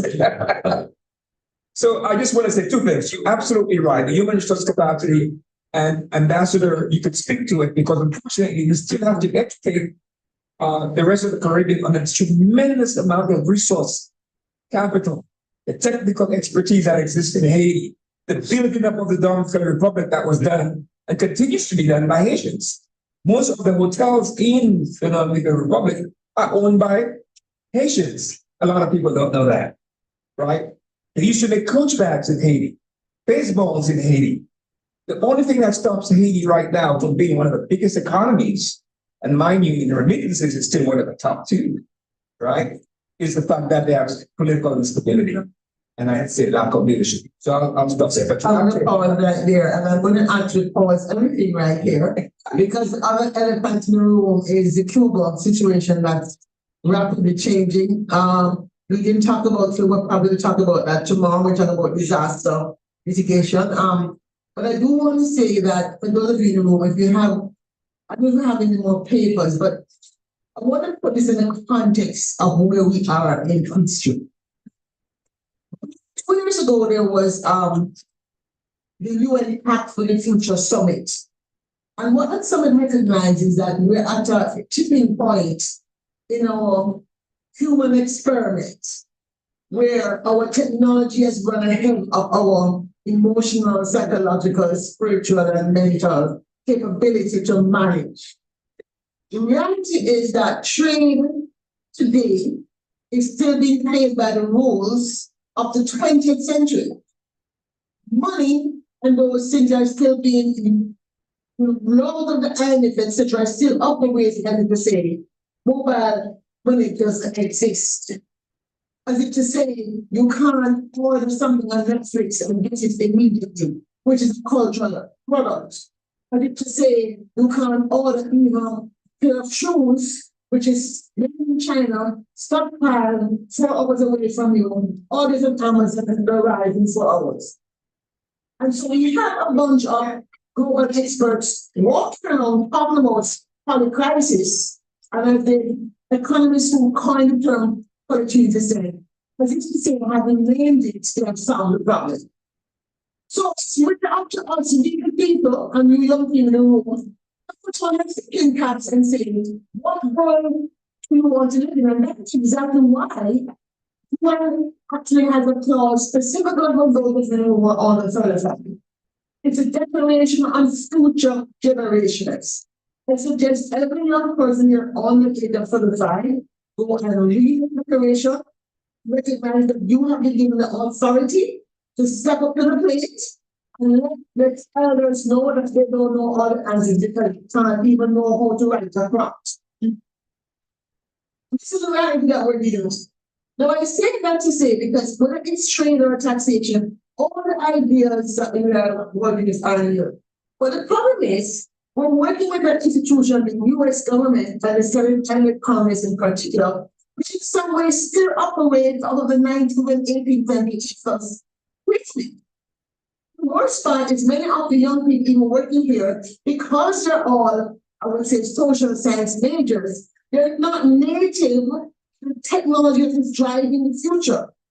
So those of you who are interns who are not engineers and scientists and physicists have to convince some of your friends who are to either come and intern on here, or you sit with them and pick their brain and have you figure out how best to support your member in understanding that what they're saying don't make no sense, because 5 years from now the world is very different. It's a futurist. One thing I'm asking us to do today, step into 2030 and ask yourself, Guyana, or will Guyana be better off having blocked the importation, quote unquote, of 100, 200, 1,000 nations to support their labor versus bringing in people from Philippines and elsewhere? Because then, believe me, they're not being a second or third order consequences of those choices. And so one of the things I'm asking you to do, and you with us today, you will be with us tomorrow. I want you to write a little for special work. Everybody maybe, especially those who are on the civil side, to write your 2030 headline and you see it on the issue that you care most about. Give me a inspirational headline. What is it that you are working on today as a student, grad student, undergraduate student, you're going to come into politics or policy or going to grad school? But what's the headline that you want to see? And you hearing us discussing these things? Because we're creating a policy review document, and it will not be a policy review document as those of what have been. All right. And I was threatening with Ambassador St. Lucia with they call it storming the gates of the heads of government in St. Lucia. But I'm gonna rely upon my friends from the neighbors as well to can send a signal to CARICOM that they have got to give the Caribbean diaspora a seat at the table of CARICOM.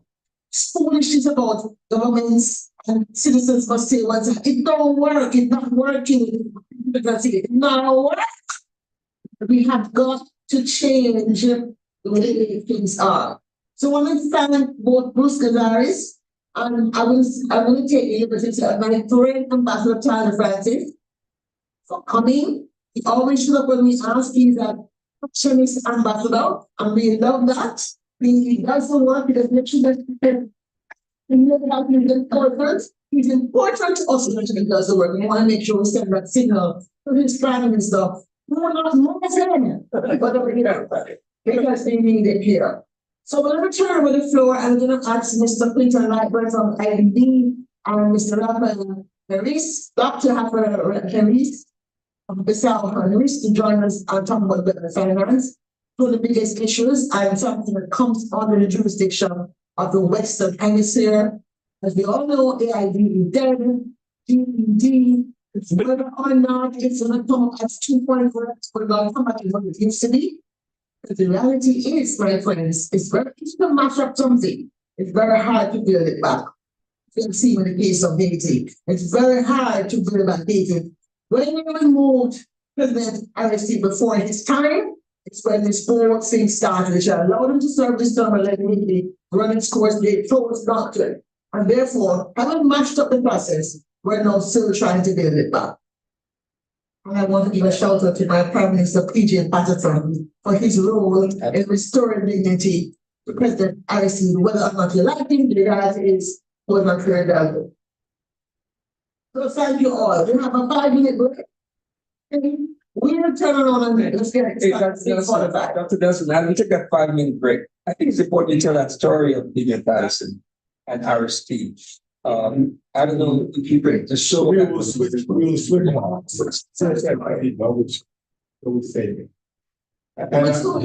He's out there, but PJ Patterson gotta leave down Bruce. So I was talking about Leave him.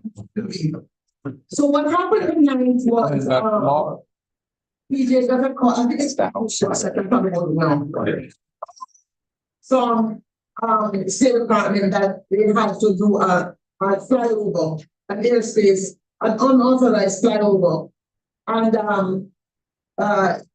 they were moving a piece of cargo to Africa.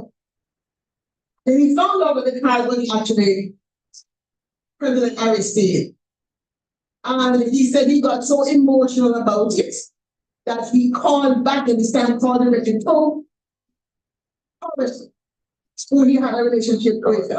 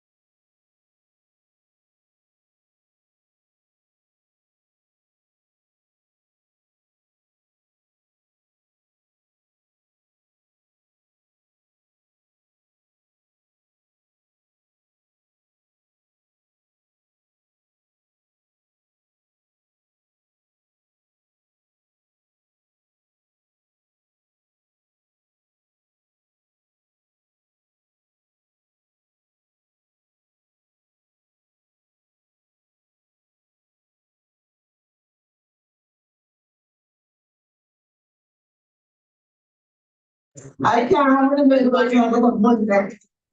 Oh, yeah, I can sit there. And we get back to okay. Yes. I'm gonna ask you, the chair to get started. We have two people who know this industry inside out. And you're gonna read their but I have to say these are industries that I also know myself. If you don't know me, I worked for 30 years at Intermediate Bank, so I'm very intimately knowledgeable about the space of the finance. So, for Jason, the floor is yours. Thanks, Dr. Nelson. Well, we can probably start heading back to the seats and hold the selfies. The session, as Dr. Nelson said, in development finance, energy strategy, infrastructure, capital flows, telecoms, all the telecom, oil and gas infrastructure really flows in from the last section. In fact, we closed out the last set on these issues. And so it's a natural progression. As she said, she knows the issue. You got here, Mr. Quinton O'Toole, who's current alternate executive director representing, I believe, the Caribbean, at the IADB, which is an important engine economic development for all Caribbean countries, and really has been the sort of guiding lights in the last 25 years, maybe longer, 50 years in the field. We're now enjoying private equity and direct investment, but before that, the IDP was the only way. The private equity window started before the others, and I trust that they're still involved in providing MES money or other dollars for investments in the Caribbean. We'll tell us about that. It's Lightborn works in the Haitian financial regulatory sector, and we help to bring daylight to it, and certainly to make practical regulation, as we say these days, is certainly the notion of regulation and governance in a friendly fashion, and that leadership with respect to Trump. So to with me and just to you, welcome to my.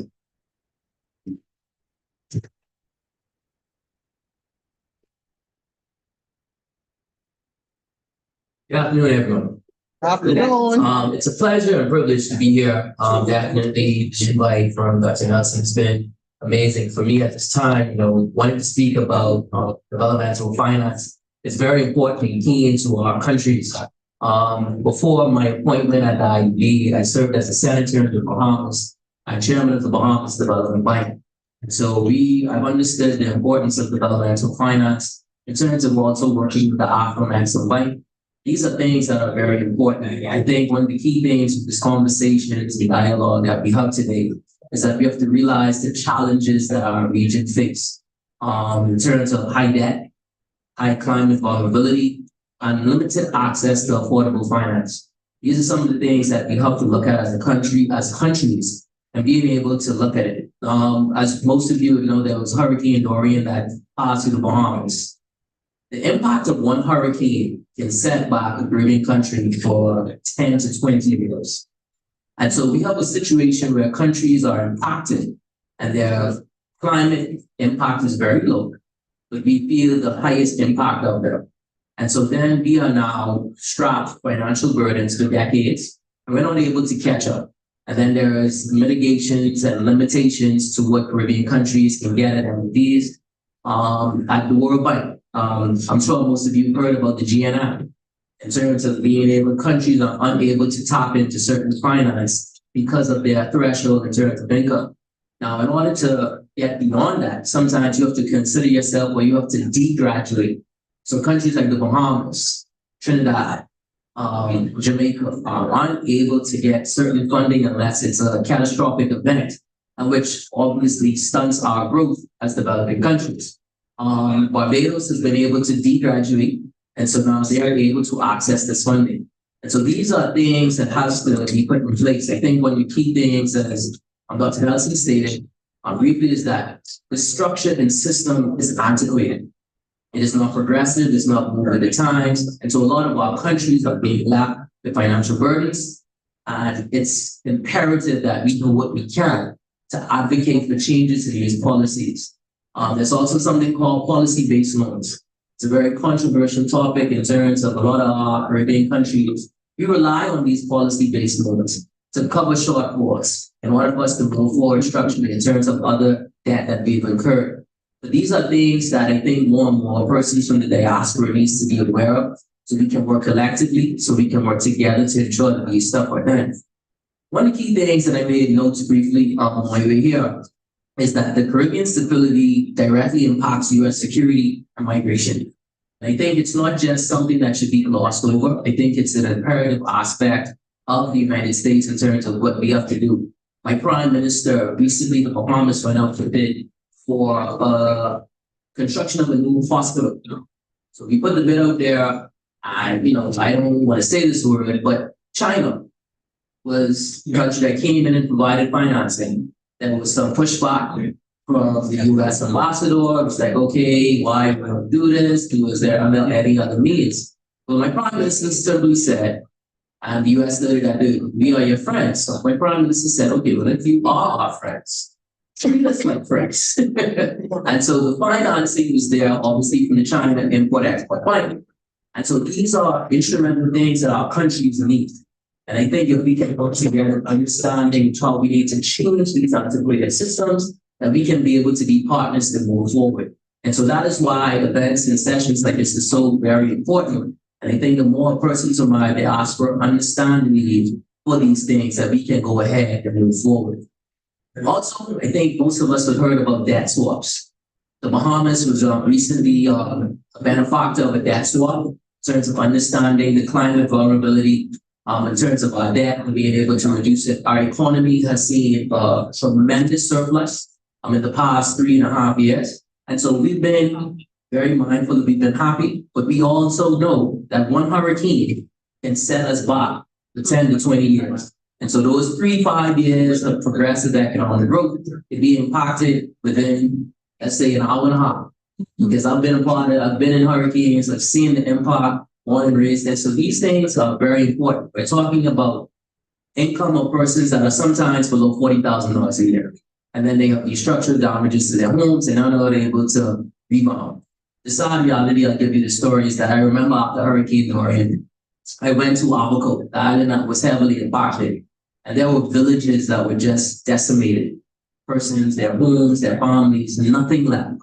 And so in terms of the impact, not just the financial, the social impact, psychological impact that these persons have to endure, to realize that their homes are gone, their jobs are gone, and in some cases, family members die.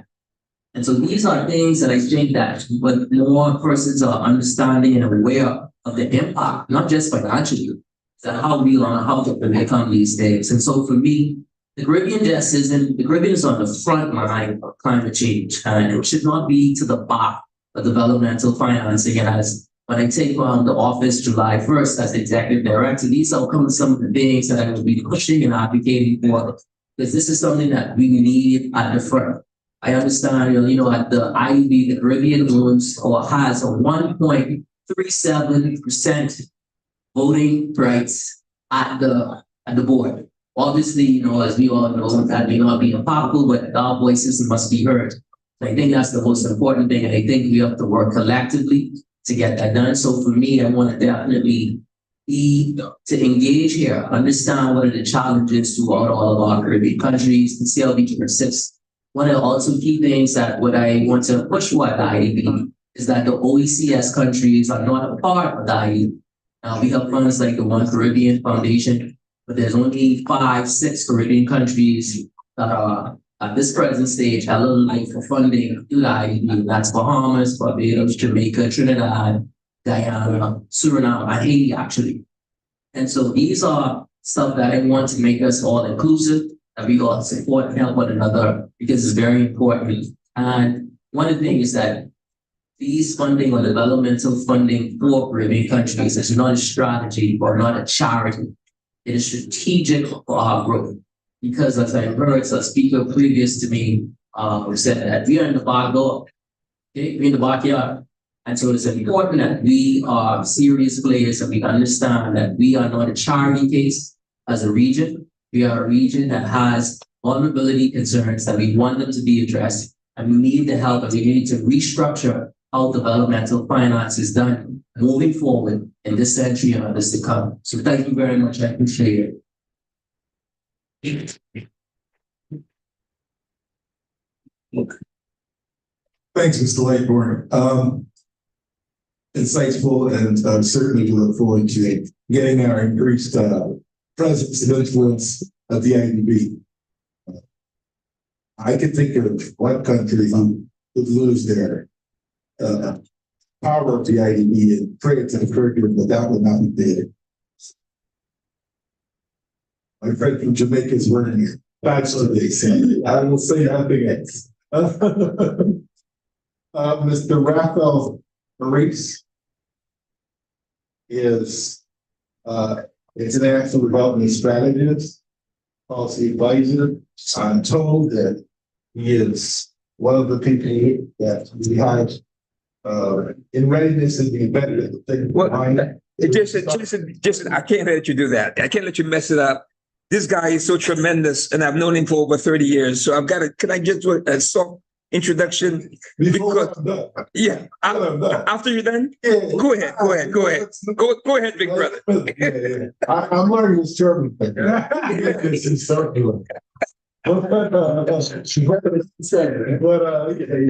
But I understand that he is the guy we have been waiting when to start USAID in the next forum. So with Eric taking over. Indeed. This is my good brother, Dr. Raphael Harris, who was the director of the listen to your daughter. Listen to your daughter. This is the esteemed Dr. Raphael Harris, who was former senior civil servant with USAID, headed the Power Africa in Ghana, and later in South Africa. But before that was with Africare, where he was country director to several countries. Dr. Raphael Harris is an agronomist. He got his degree out of Michigan somewhere. He's gonna tell you where, Michigan State. And he's originally from Haiti, and he's just a tremendous talent. So with that, Dr. Raphael Harris. I just takes the mic.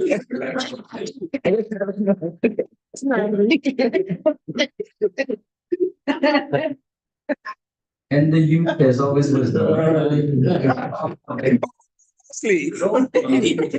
After the earthquake, immediately after the earthquake, USAID tapped Dr. Raphael Harris to go down in Haiti to help organize the actually inputs for the disaster response. So this is a tremendous guy. Happy to say that. Yes. What we must all take away from this is to always have your brother in It's who introduces you and who shows you love so that you can give love back. I'm giving love back also to my dear sister, Claire Nelson, whose vision dating back from some 30 plus years to have created this institute. And to give this platform for us to be able to come in, express our love and care for the region from which we hail or born or have heritage, but also to express ourselves to the nation that has adopted us and has made so many opportunities available for us. It's given me an opportunity to finally come back and start working in earnest for the region because as Brother Walcott just said, in the past 20 years, I have been working with USAID until it's surreptitious depart by Congress, not by Congress, but by the administration. And in that span of time, using AID or aid, small a, to demonstrate America's soft power, but also America's leadership in the world. So now here we are, and I really appreciated the earlier speakers who expressed our region in the Caribbean as the third border. And it's very important to talk about the Caribbean region as the third border because when you think about it was historically expressed as the backyard. You could see a lot of the remnants of a place that was considered by someone as a backyard, as opposed to a third border or a place from which partnerships and opportunities for economic growth and development can happen. It behooves us as a region and as one nation, that we like to say with ICS, that we behave as one nation of multiple peoples with shared values, shared vision for prosperity and economic growth. And this is the opportunity that we have here with us. So it's important that we frame the Caribbean region as the third border, a place where it's large content of intellectual property, intellect, resilience, willing to do and capacity to do. 30 million people strong, 300 million people are, sorry, about 200, sorry. 30 million people strong that are able to come and impact a nation of 250 million and growing. So when we take advantage of the fact that we know the third largest amount of remittances is coming from the US to that region. The nations that are being built by the talent of coming from the region, building regionally and building worldwide. Talent coming from the Caribbean region, going to Africa, coming to the US, going to Europe, and having significant impact on their development is what we're seeing today and continues to happen. There's a reality of the demise of USAID that we need to take advantage of today. Too many times we talk about remittances in the form of now the money of love that my colleague from USAID used to call it. When we think about how we can leverage the interest that we have as Caribbeans to contribute to the development of the region. And I'm so grateful to know that within this room, and tomorrow you'll hear more about it, how we can organize ourselves. We're creating a platform for investments coming in from the diaspora and ways of direct investment, not just sending money back home so that an uncle could build a house or two with your money without seeing any returns, but real significant impact of leveraging and developing that resource in a way that private individuals don't often be able to do because they don't know how to hedge or replacements or puts in homes or operate with the market in a way that common dollars are able to do, right? So there's some specific asks that we would make of Congress that you're going to see today. We have non-USTDA, U.S. Trade and Development Agency. We heard earlier today about how the Development Finance Corporation were appropriated the funds that were traditionally going to USAID for development worldwide. Those funds now, AID used to get some $3.4 billion for its programs and activities throughout the world. I had a short moment of about 10 to 15 years where we were doing this type of activity with West Africa for energy. During a period of time when we saw 2,000 megawatts of energy being generated for 21 countries in West Africa, we were never able to capitalize on that potential for the Caribbean region. So we talked about, I had a direct conversation with Congresswoman Yvette Clarke, who passionately talked about an AID 2.0.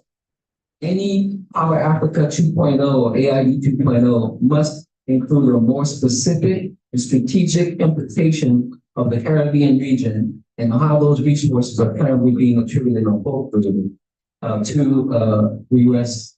To the U.S. agencies for development or from Congress to the rest of the world, because that's how the Congress has been able to show its leadership and its fiduciary responsibility of taxpayer dollars. And hopefully that Congress will also be more attuned to the responsibility of fiduciary responsibility of funding and making sure that the money that it appropriates to DFC and the U.S. Trade and Development Agency actually does those things that we're talking about. On our side, fortunately, we have a representation from a member of the diplomatic corps for CARICOM and the ambassador for Grenada, and all our friends who are in the local space in the Caribbean. We need to have a more responsible and more responsive CARICOM. The world knows that we cannot operate through individuals, we cannot operate through terrorist groups, we cannot operate through factions. But when we can present a unified front, a unified face in the form of a regional body that has teeth, that says what it wants to do and lives through with commitment and resources, then we will see a more dynamic diaspora that stands up and supports it, that comes in and brings resources and dollars to actually carry out the vision that it has. Congress will want to see that type of partner in the CARICOM. We will want to know that there is a viable entity, there's a viable body, there's a viable governments that are able to manage the resources that will be made available through a DFC that would have money for, say, if you were to establish a fund, CARICOM, that would make project financing and project preparation more viable. A lot of the projects that are considered to be not economically viable, they're missing the elements of project preparation and de-risking. We had monies attributed to DFC, for example, or the U.S. Trade and Development Agency for project preparation, so that when we develop our projects from the diaspora, we're not going to the bank with projects that are considered not economically viable because it's missing elements of security, elements of environmental and sustainability impact investment analyses. The ISHA, if you do a project without an environmental sustainable impact analysis, no bank will take it. And sometimes an ISHA will cost you 10% of a project. You're not going to develop $100 million project if you're starting at $10 million just for a study. So you will not see the types of projects that normally you would want to have impact in any country if you're not able to get that leg up or that support coming in from the private sector. So I think right now is at a critical time. Critical time because we're being forced to look inside. There's no handout. Everybody's saying that they want to have trade, not aid. The greatest asset that we have to trade is our intellectual capacity, our intellectual property, and our resilience. We have the ability to trade on our resilience in a manner that brings in the necessary resources whenever needed. And we're not able to tap into that because we're not mothers. We don't trust one another. We're disparate. We're all over the place. We're not focused on the current challenge at hand. This is that time when this administration is causing us to look inside because they're not looking at to help us. We have to now start saying, this is what we're bringing to the table. We're bringing in the capacity, we're bringing in dollars, we're bringing in know-how, we're bringing ingenuity, we're bringing our friends from places that this country had never seen before. If they're willing to work with us, we have the wherewithal and the ideas that they can use to make trade in America stronger, security in America stronger, Americans here safer. All the things that are now prioritized by this administration can be achieved in public-private partnership with our community here in the diaspora. We're very happy to continue the dialogue, but this day and time now that is looking so weak and meek should not deter us. We've been through worse than we're getting through.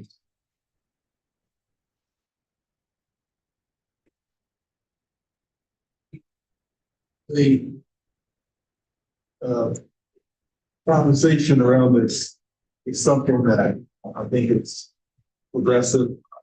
I direct it. Some of the questions obviously flow. Some of the questions are already flow from the two contributions. But what if open it back up to the floor, so there are questions.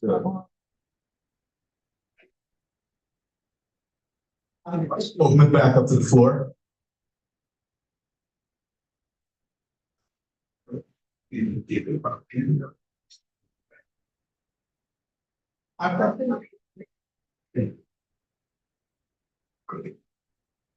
Good afternoon, everyone. Andrew Sharp here. I just came in, but trade is one of my important aspects. I know that a lot of the Caribbean countries are now independent, visiting individual states. For instance, I could talk about St. export St. Lucia will be massive. Speaking to the mic. Export St. Lucia will be in Massachusetts next week. So I think, how do you see the approach? Because before we used to do the general approach, big people, we were into big corporations, to get trade and so forth. I find that has changed. In my state, there's a lot of mums and pops and bodegas that are in a lot of Caribbean products, and you don't see it in the big supermarkets and the big chains. How do you see that? We pivot into that, changing the way we go out and engage and attract new markets, just like others. I know SPG is another one. SPG Invest is looking at expansion and looking at different markets. When I was in Denver, said last week, they were talking to Canada to look at those markets and the products. I know Grenada over here, they are going to work with the spice. So how do you see us changing from the old ways we do business and transitioning into those individual markets, not relying on the main chain, but the bodegas and the mountain of stores that does have our products, that does buy our breadfruit. One prime example is the guy in New York for Grenada. I remember his name, right here in Brooklyn. So how are we looking at that from that perspective? Thank you. That's a very, very good example and timely intervention in terms of the word disparate that I used. There again, it's going to call on our regional organizations or any individual group that wants to create that aggregation of resources or aggregation of markets. We cannot continue to do one-offs, selling breadfruit or selling individual commodities that one individual country strong. Haiti did not succeed by, even with its mango being one of the highly desired agricultural products coming from the region. Jamaica was not successful, even though its coffee is one of the most highly desired commodity coming out of the region. None of the countries that are singularly strong in any one single commodity can survive the weight of this market and the demand that comes from a market. We have a great opportunity now with critical minerals, because the critical minerals that are in such high demand today is on such a demand that where one country cannot provide it, if we were to collaborate and create a market and call ourselves a market where this is again the efficiencies or inefficiencies of CARICOM as a body that organizes a market, that organizes and creates a regional market, the way we were able to do in West Africa with ECOWAS, the Economic Community of West African states, the way COMESA is able to do in East Africa, the way SADC region is able to do with Southern African countries, with South Africa as a lead and a pivot country. We could cause for CARICOM to become such a regional, strong, powerful brand that then commands the weight and this effect of a regional market. And that regional market now could start making terms on a price maker basis as opposed to a price taker basis. Dr. Nelson? Yeah, I have a question. I think I can throw my voice. One of the challenges is the transportation. Have you given any thought to what we might do in the transportation? Even just talk about OECS, because that might be easier. So let's move away from the CARICOM now to the OECS. They already have the same currency. They already have things like the healthcare management system, which is an integrated system. So whether we're talking about agriculture or other infrastructure, things like ports or whatever, maybe we can create a test of that. Have you given a thought to the transportation? Because even travel to the OACS is very crazy, it's very expensive. How can we get past that for trading of goods? Or is there any new system or new technology we may have to be looking at to put that into play? There was some conversation and thought earlier where I don't remember if it was the ambassador from Grenada who was making the point with regards to priorities of the region.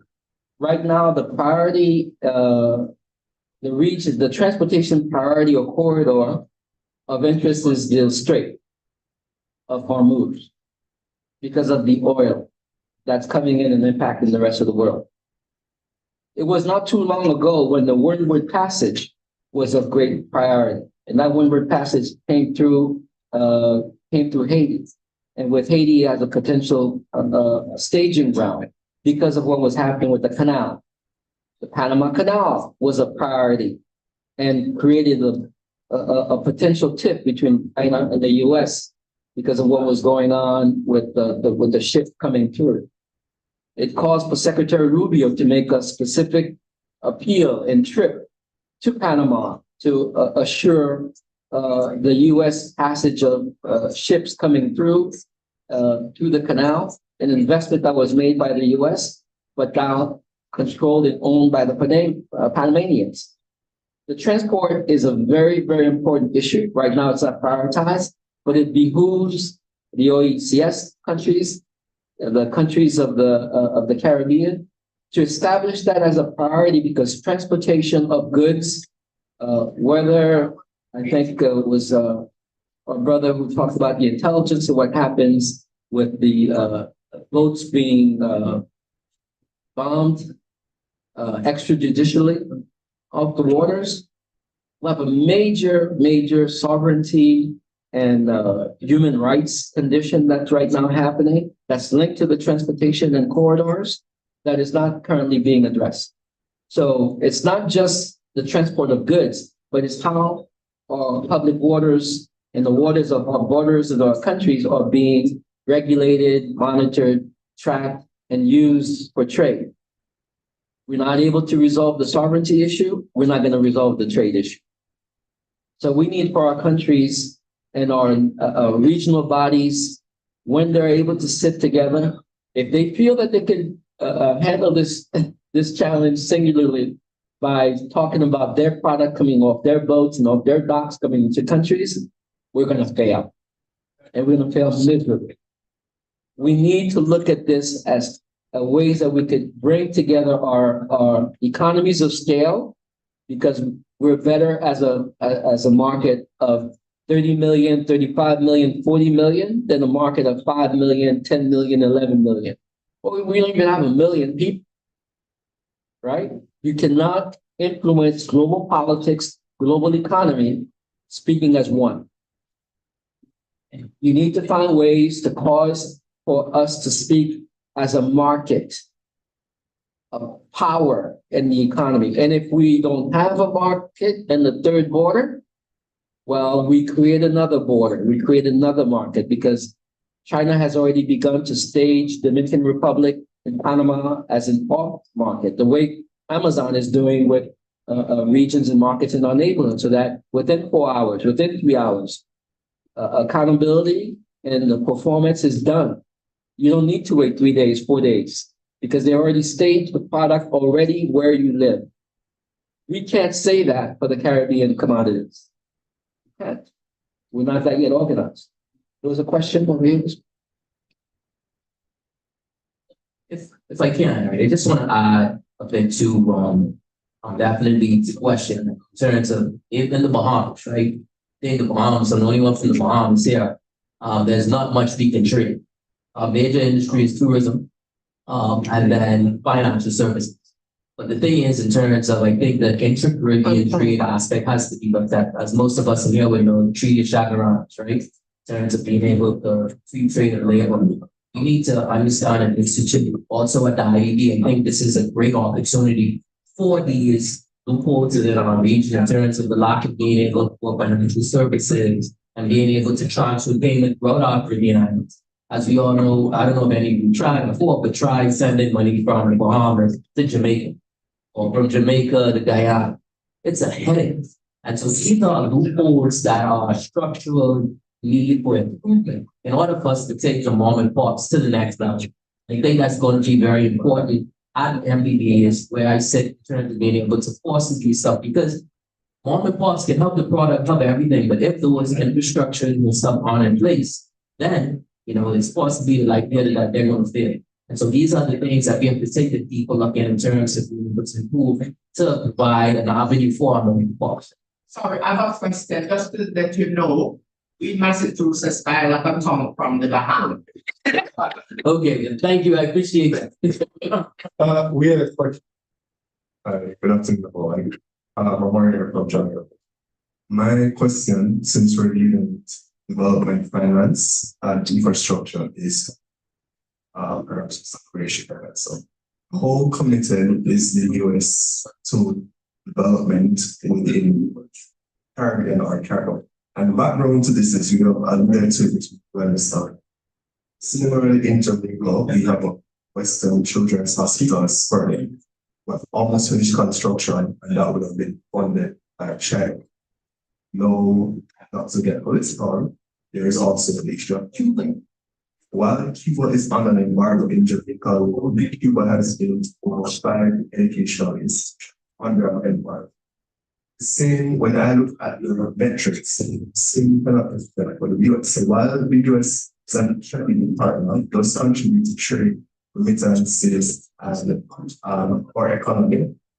When you look at the infrastructure itself, as millennials would say, the market is not market.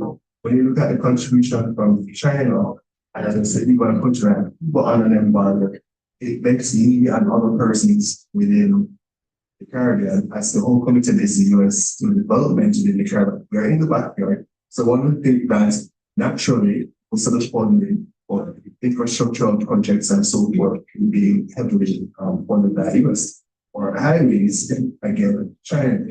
And in this dispensation where there's potential China and US affairs, there might be a time period where we're no way to the Caribbean. So it's a course choose to either Super Bowl. When I believe that there is no for the US to invest more, especially in our infrastructure, technology, and healthcare sectors. Right? So just wanted to know how committed, especially with dismantling of US state, USA, how committed is the US to using that software to encourage that they are interested in. Yes. Well, I'm no longer in government. I'm no longer, I reached the pinnacle at the senior foreign service officer. And to a lot of us who were in the service today, what we're seeing is not the America that we pledged and took over to defend the Constitution. There is no speaking to US commitment today. And the pursuit of soft power is not this administration's priority. This administration is prioritizing trade. It's prioritizing America's safety and security and America first. This is what I'm calling an opportunity for us as Caribbeans in the diaspora to take this opportunity and demonstrate that we were before America and we'll be after America. We don't need to depend on Americans' commitment or interest or dedication when we have the ability to do, and we built a lot of what we have here in America. We contributed to its expansion westward. We in the Caribbean contributed to it. Its economic viability, we contribute to it. The health system, we contribute to it. Everything that is great about America has the imprint of immigrants, especially immigrants from the Caribbean.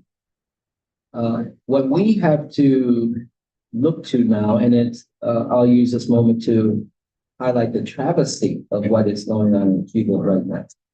And I would hope that our countries in the Caribbean and the CARICOM as a regional body not capitulate to the political pressures, because all the countries in the Caribbean, have benefited from Cuba largesse, sending its medical doctors, providing military training, creating an outlet and market for the goods coming from the Caribbean. To see that the country is not in an embargo, and to have any country in the Caribbean look away from providing support and creating opportunities for Cubans today is beyond hypocrisy. It's criminal. And that this country is doing that today to Cuba, a people, for political reasons or whatever, is criminal. And we can only pray, because Cubans will survive, the Cubans will rise, the Cubans will remain a very noble and historic people. But what we're seeing today should not be going on. What can we do? We organize. We make our statements. We're not going to get the type of aid or show of commitment to the type of projects that you talk about. And I have the experience before this political season that we're experiencing today, where US government dollars were going to countries for aid, and those countries objectively, transparently selected Chinese or other nations to implement their work using their funds. Because at the end of the day, the EPC contractors from the US are not interested in our markets, in the Caribbean or in Africa. They don't compete. You may find Chinese firms are more competitive. It's not just because they bring in financing, their cost of doing business is lower than ours. Their ability to absorb risk is greater than ours as American firms going into those countries. So why wouldn't we create EPC firms in the diaspora using our expertise and partnerships with other nations to go in and bid to do a project in Jamaica? Yeah. So that we don't have to ask a Chinese firm to do it, right? Well, we don't have to ask an American firm to do it. We're Americans too. I have the hyphen, right? So, and I would say, when we point one finger, there's 3 or 4 pointing back at us. Our nations in the Caribbean are also guilty. They're more quickly apt to do a partnership with nations that don't look like them than they are to giving us an opportunity to go do work. Try to go get a contract engineer today. Could you hold that talk, because I think there's another follow-up with. Go ahead. Yes, so this is. Can't hear you. All right, yeah, so this was for Mr. Quentin, works for IAB Bank, is that Intra-America Development Bank? I have an issue with IAB Bank, mainly because they have given maybe an average $150 million to Haiti, but it's given it to corrupt sources. And a lot of the funding hasn't reached to the youth. There was one that was $49 million a year ago, particularly for youth programs. And then a year before that was about $120 million for the farmers. I went on with. And again, none of that went to the farmers. So I inquired about IDB Bank's funding for the youth program, because we focus on that. And I want to know, why entities like IDB Bank doesn't even have representatives that are Haitian that are monitoring the funding. It's Argentinian, I think, that runs the funding source for Haiti.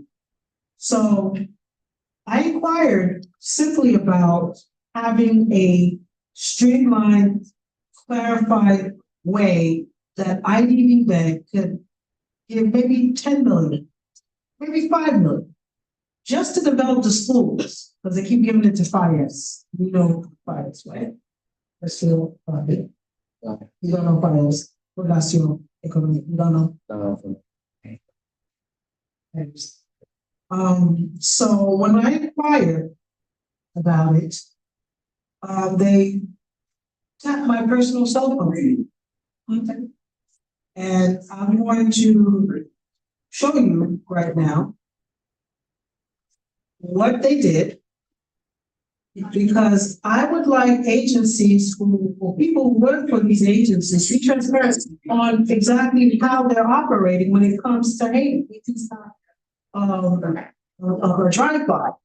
It's not, we know the resources that Haiti possess. And when we don't address the elephant in the room and give these lavish speaking points, it's okay. But the people are suffering unnecessarily. Haiti is the only country in the world that doesn't have a system. Doesn't make sense with the rich history that it has. So I have my personal cell phone that I call app two, but when I call it, you're gonna hear right now. It's not my airspace, it's my cell phone radio, just in case for those. It's not theatrics right now, this is real life. Simply because I wanted answers. What's the name? It's not a conversion. Hold on for a second. Because when I don't answer the phone,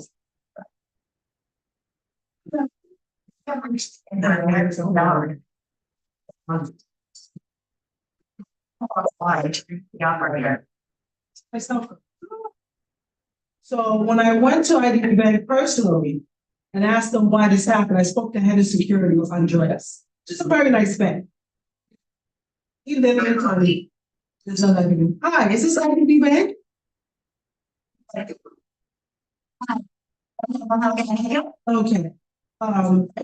There you have, Mr. Black.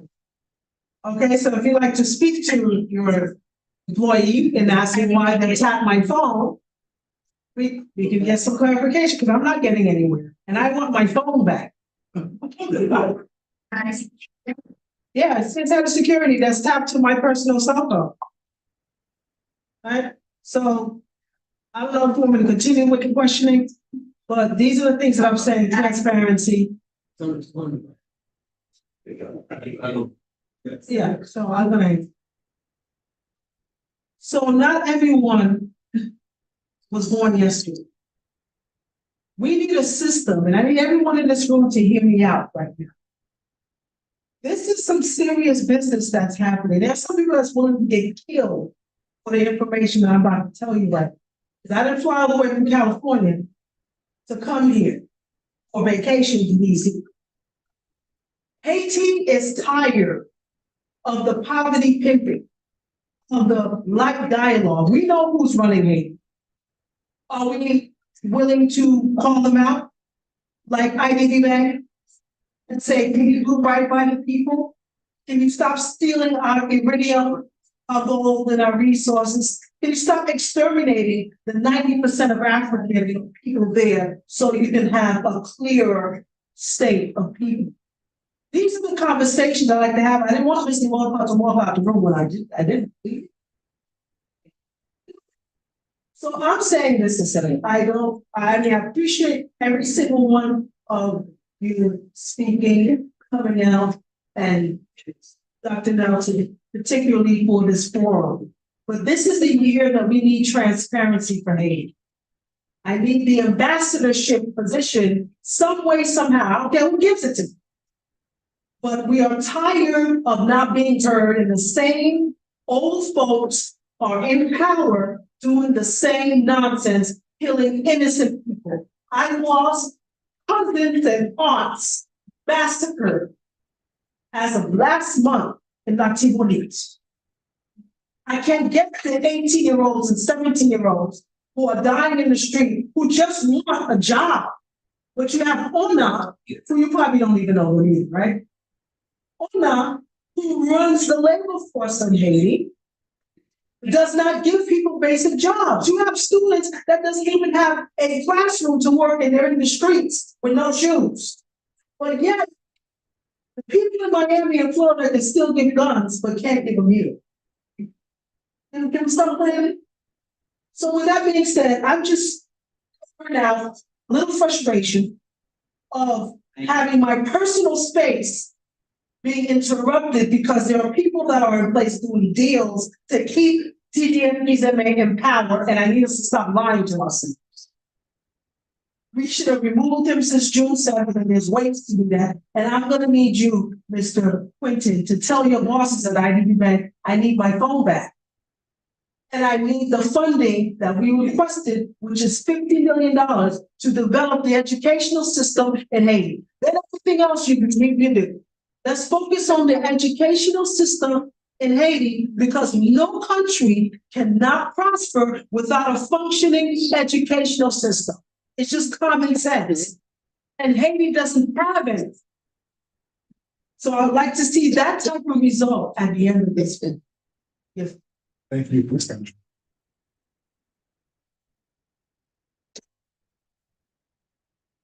Thank you very much. Definitely I understand the concern and passion and I can see it. I think it's definitely warranted. In regards to at the IDB, where I sit on the board, there have been major discussions in regards to funding and being able to provide funding for Haiti. The former Minister of Finance sat as a board representative at the IDB, Albert Tellers. He was the former Minister of Finance right before I arrived, and then he departed to become the Minister of Finance. So there have been discussions on when you mentioned Argentina, you share the chair with Argentina. In order for the Caribbean constituency, Suriname shares the chair with Brazil. And so as you know, with the other MDBs, there are the various structures on how countries share the seat. But I can say that the IDB has funding available, readily available funding, but it has to be in terms of the infrastructure. Now, obviously, I cannot speak to the political wars and what's happening. Obviously, I don't see or know what we can do right here in this room, but we can advocate. But I think definitely that has been one of the major hurdles of impediment in terms of being able to put funds are readily available once that infrastructure is put in place. And I think presently right now, Mr. Carl Voltaire, he sits on the board at the IDB as a representative. And so I think these things have to be done in a diplomatic way, obviously, through various channels. But it's not that the IDB, the funding is available, it's just how we're going to disseminate it.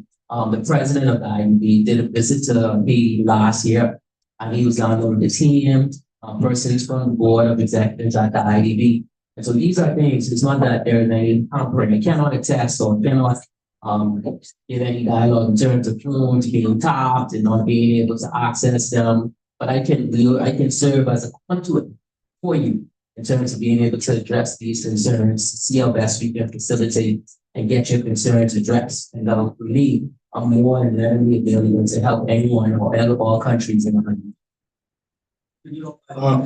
I just for the record, like Rich said, but as the chairman of this organization, I just for the record would suggest that you're making a allegation in a public forum. I strongly suggest that you take time out to make a report to the Federal Bureau of Investigation, which is responsible for interception, tapping of phones, and that sort of stuff. It's a very serious allegation. It's something that we will record in our minutes, but we would suggest that you make a formal complaint. Yes, it's been submitted already, but I need you to push it, please. Well, I can't keep doing stuff and people doing a drive. I'm here, letting you know. If you write to us, we will certainly advance whatever you have. Beyond that, we're not involved. If you have a matter that's we certainly can forward your investigation onto the Inspector General or somebody else, as well as to the FBI, for something that we consider a serious matter. And that's all I'd like to say in that, but that is just to say that we've noted it, and if you followed up with something, we'd be happy to advance it. There's another quick follow-up question. Mr. Raphael, you made a very important point, and I think we're missing the mark as creating a business. I'll give this if you promise to be brief, though. Yes, I will. And I know Mr. Mullins is very. When we look at investment and we see that this new administration is America first. And we as Caribbean Americans are Americans and we have our business. Do you think that the government of the region should be pushing more investment from that businesses? There's so much opportunity there for investment as Caribbean Americans, since this administration is saying, trade for America, America first. Do you see us and do you see the government in more emphasis, especially I'm Jamaican and I could invest in Grenada. I could invest in St. Lucia because of the CFME and the whole policy in the region that's being created. Do you see that there should be more emphasis on that for Caribbean Americans? I'll ask for a brief answer on that one. Well, the brief answer is yes. And just to say 2 or 3 words beyond the yes is like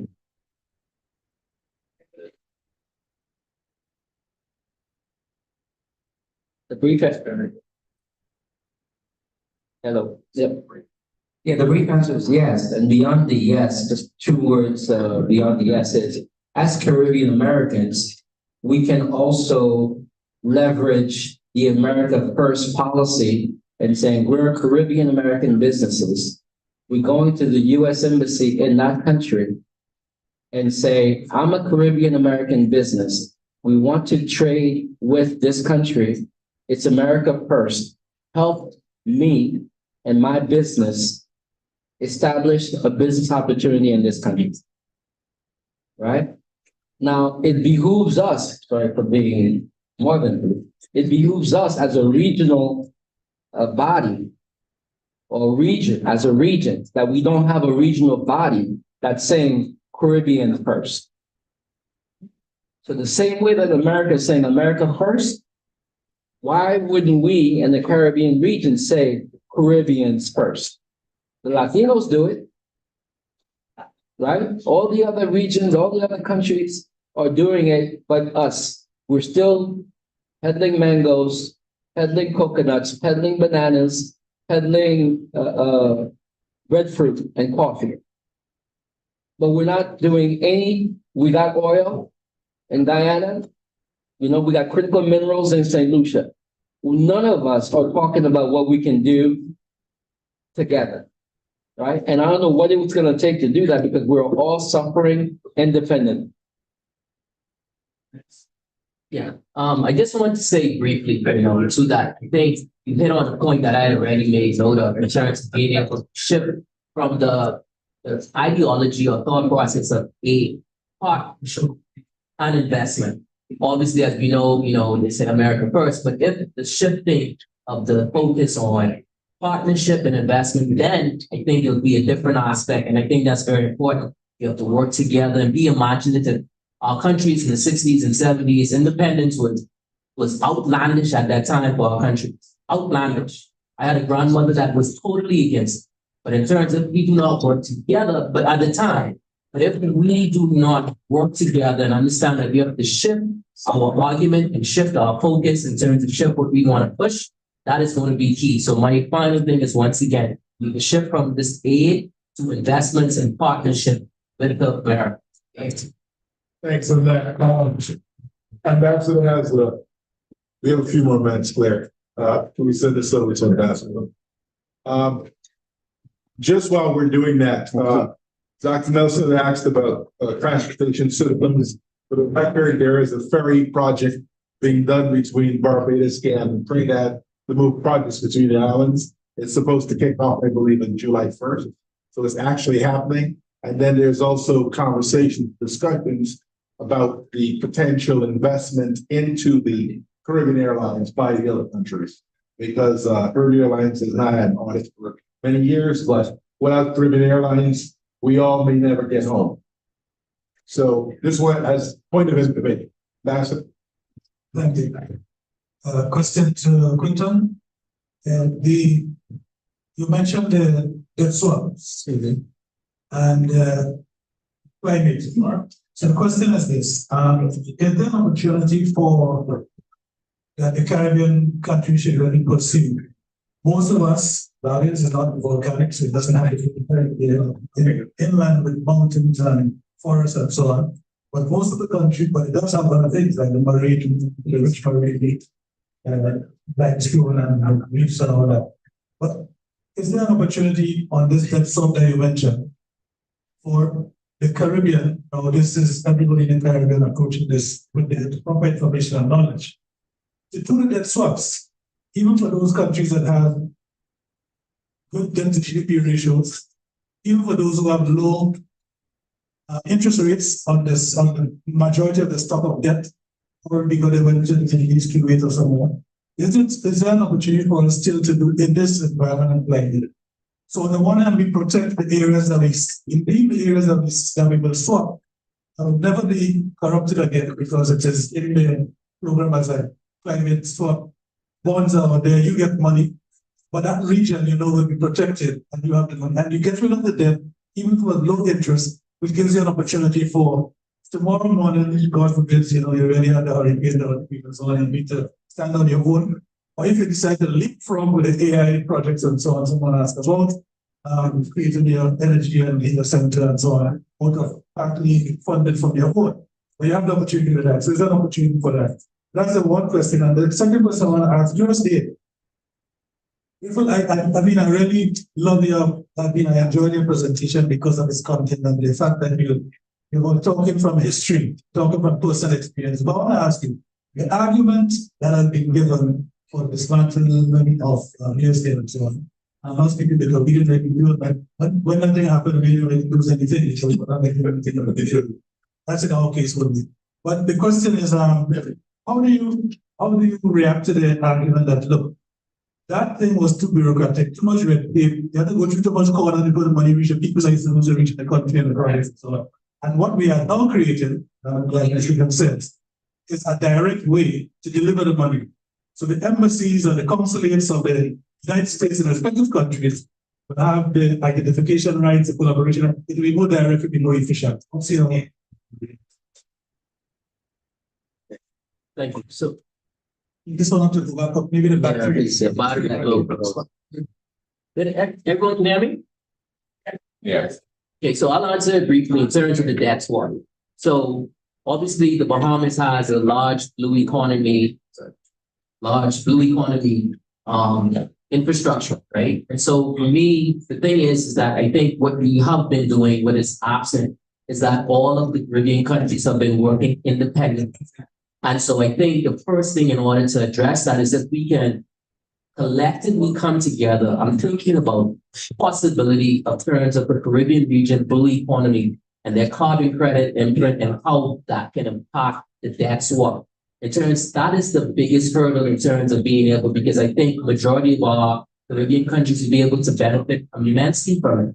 Even though in the climate that we're in, I think for the Bahamas, what we did it separately. And I think that was, I would say, from a selfish standpoint, it did good for us, but it left a lot of our counterparties absent from it. And I think it has to be important to the sharing of information to advise how it can be done. But long and short, that has been the challenge, is that we have to do it collectively and we have to share the information to other countries on how other countries can benefit from it. But it's a great avenue. Even in this climate, it's still very feasible for a lot of Caribbean countries to benefit from that swap based on blue economy factors.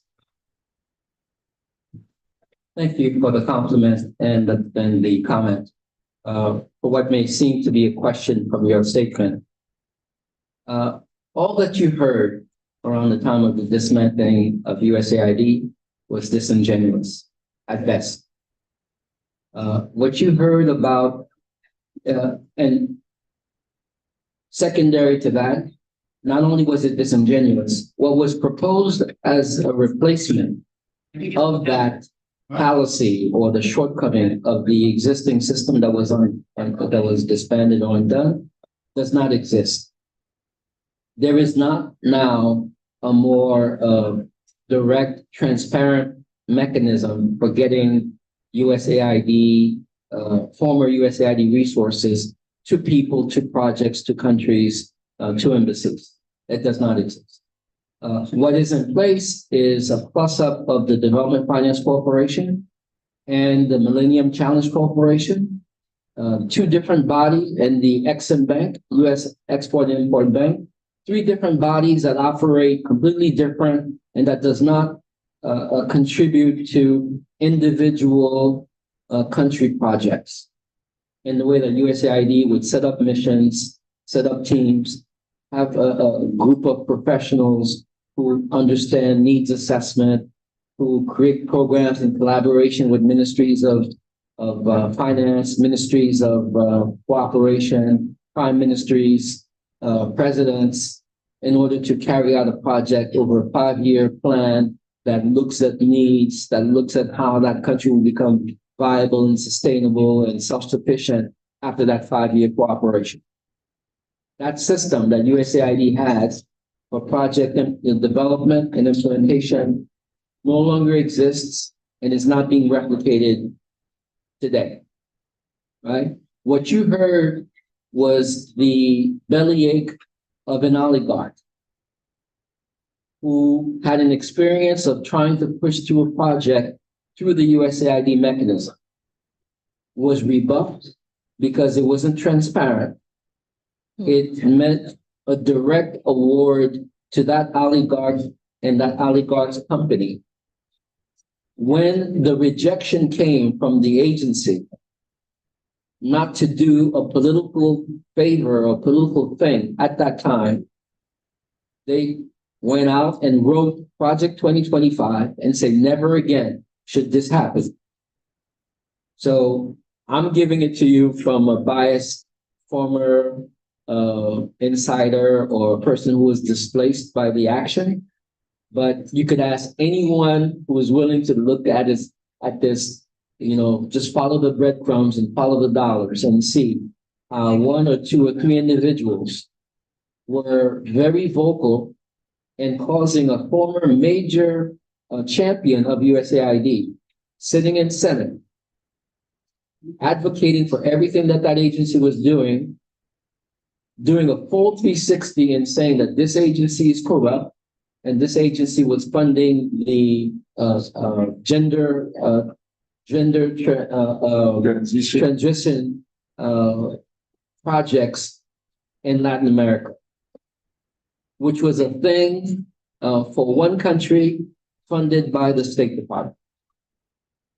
Not broadly, not worldwide, not not responding to Congress, because the boss for all of the agencies working worldwide is the Congress. Whenever Congress says jump, they just say jump. They don't even ask how high, right? To now have it sort of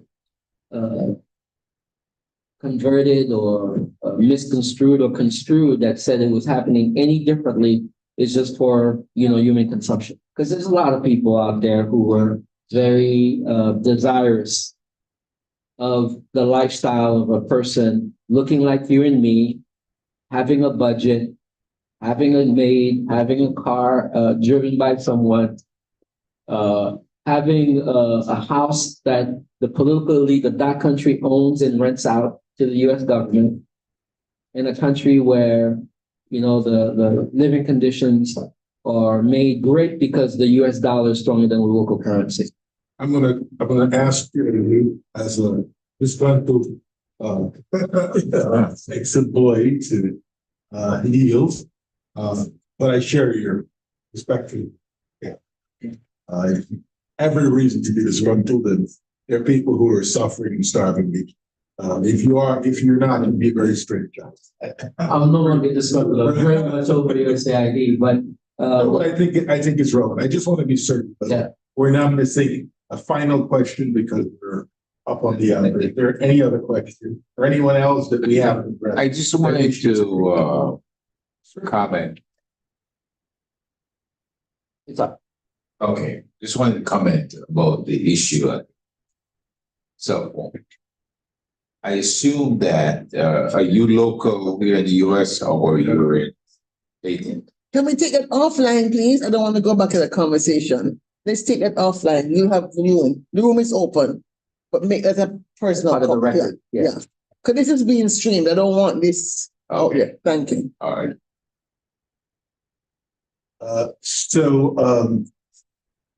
I think that with certainly and certainly the issue of swaps and Quentin said, it's relevant. One question is whether without fairness, is it fair that Guyana should get a large carbon credit for its forests, or Bahamas should get a large carbon credits for its blue water, and the other islands of the Caribbean not be able to address the sargassum that's devastating the future of the Caribbean? Do we have a greater obligation? Should they perhaps have set aside 20% of the yield from the credits for a pool of some sort? Is it not important that we understand that the other revenues should be important in the context of a reserve for hurricanes? And those are questions I think he's raising. He's now going, IDB is an alternate director, but those are things that I believe that those are conversations that Claire is sort of like brought to the fore over the last 30 years.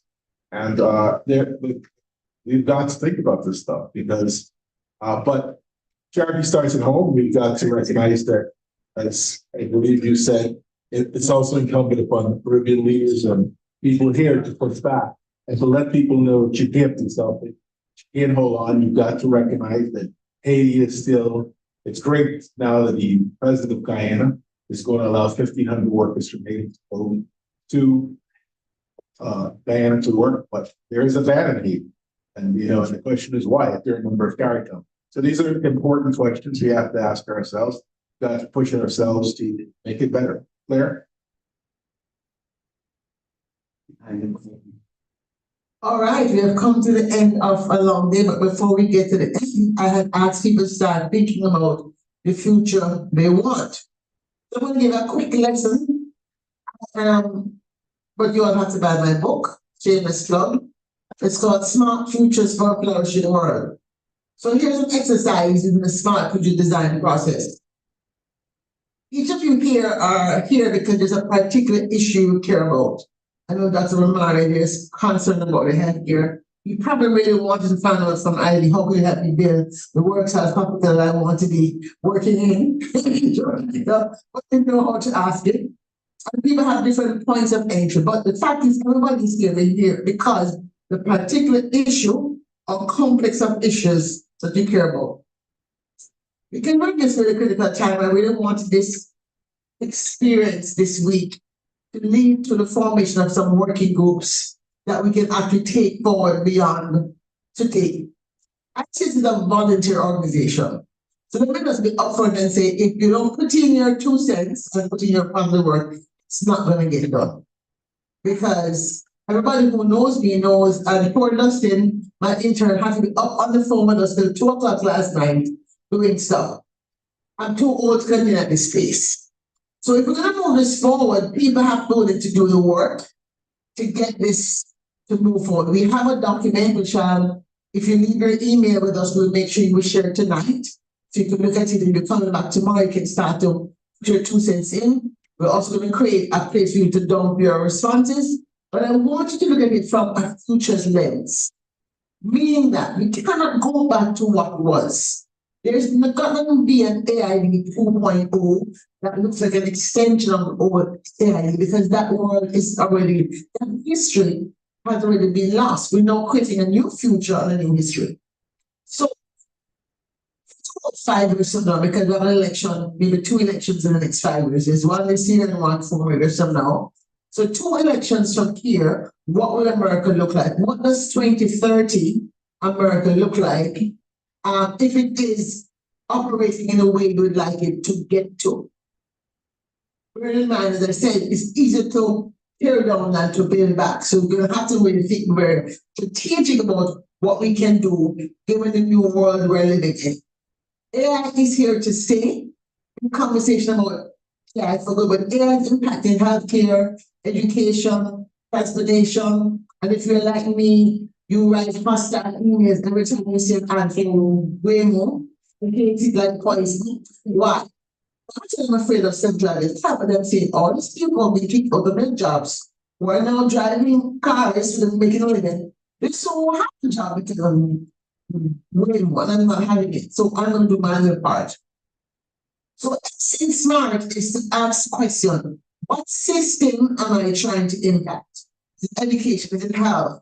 Is it tourism? Is it the political system? Is it governance? Everything is a system. What system are you trying to impact?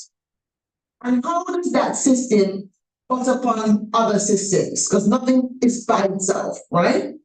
The smart is what metric you want to really impact. What do you really want to succeed at? Is it that you want to have more people in Jamaica having access to hospitals and clinics? Or is it that you want to have every child in Haiti having access to a primary school with clean water and good toilets? What is it you want to change? The aim in the smart agenda will be who are the actors in the system? And so let's look at the Haiti question, the bigger Haiti question. Actors in the Haiti question are the Haitians in Haiti, the Haitians in diaspora, the people outside of Haiti who prefer for Haiti to stay the way it is, the Haitians inside Haiti who prefer for Haiti to stay the way it is.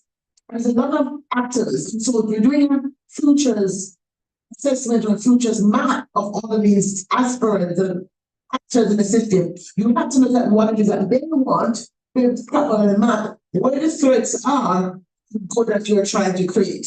What is the R in smart? How are you designing then your solution space for resilience?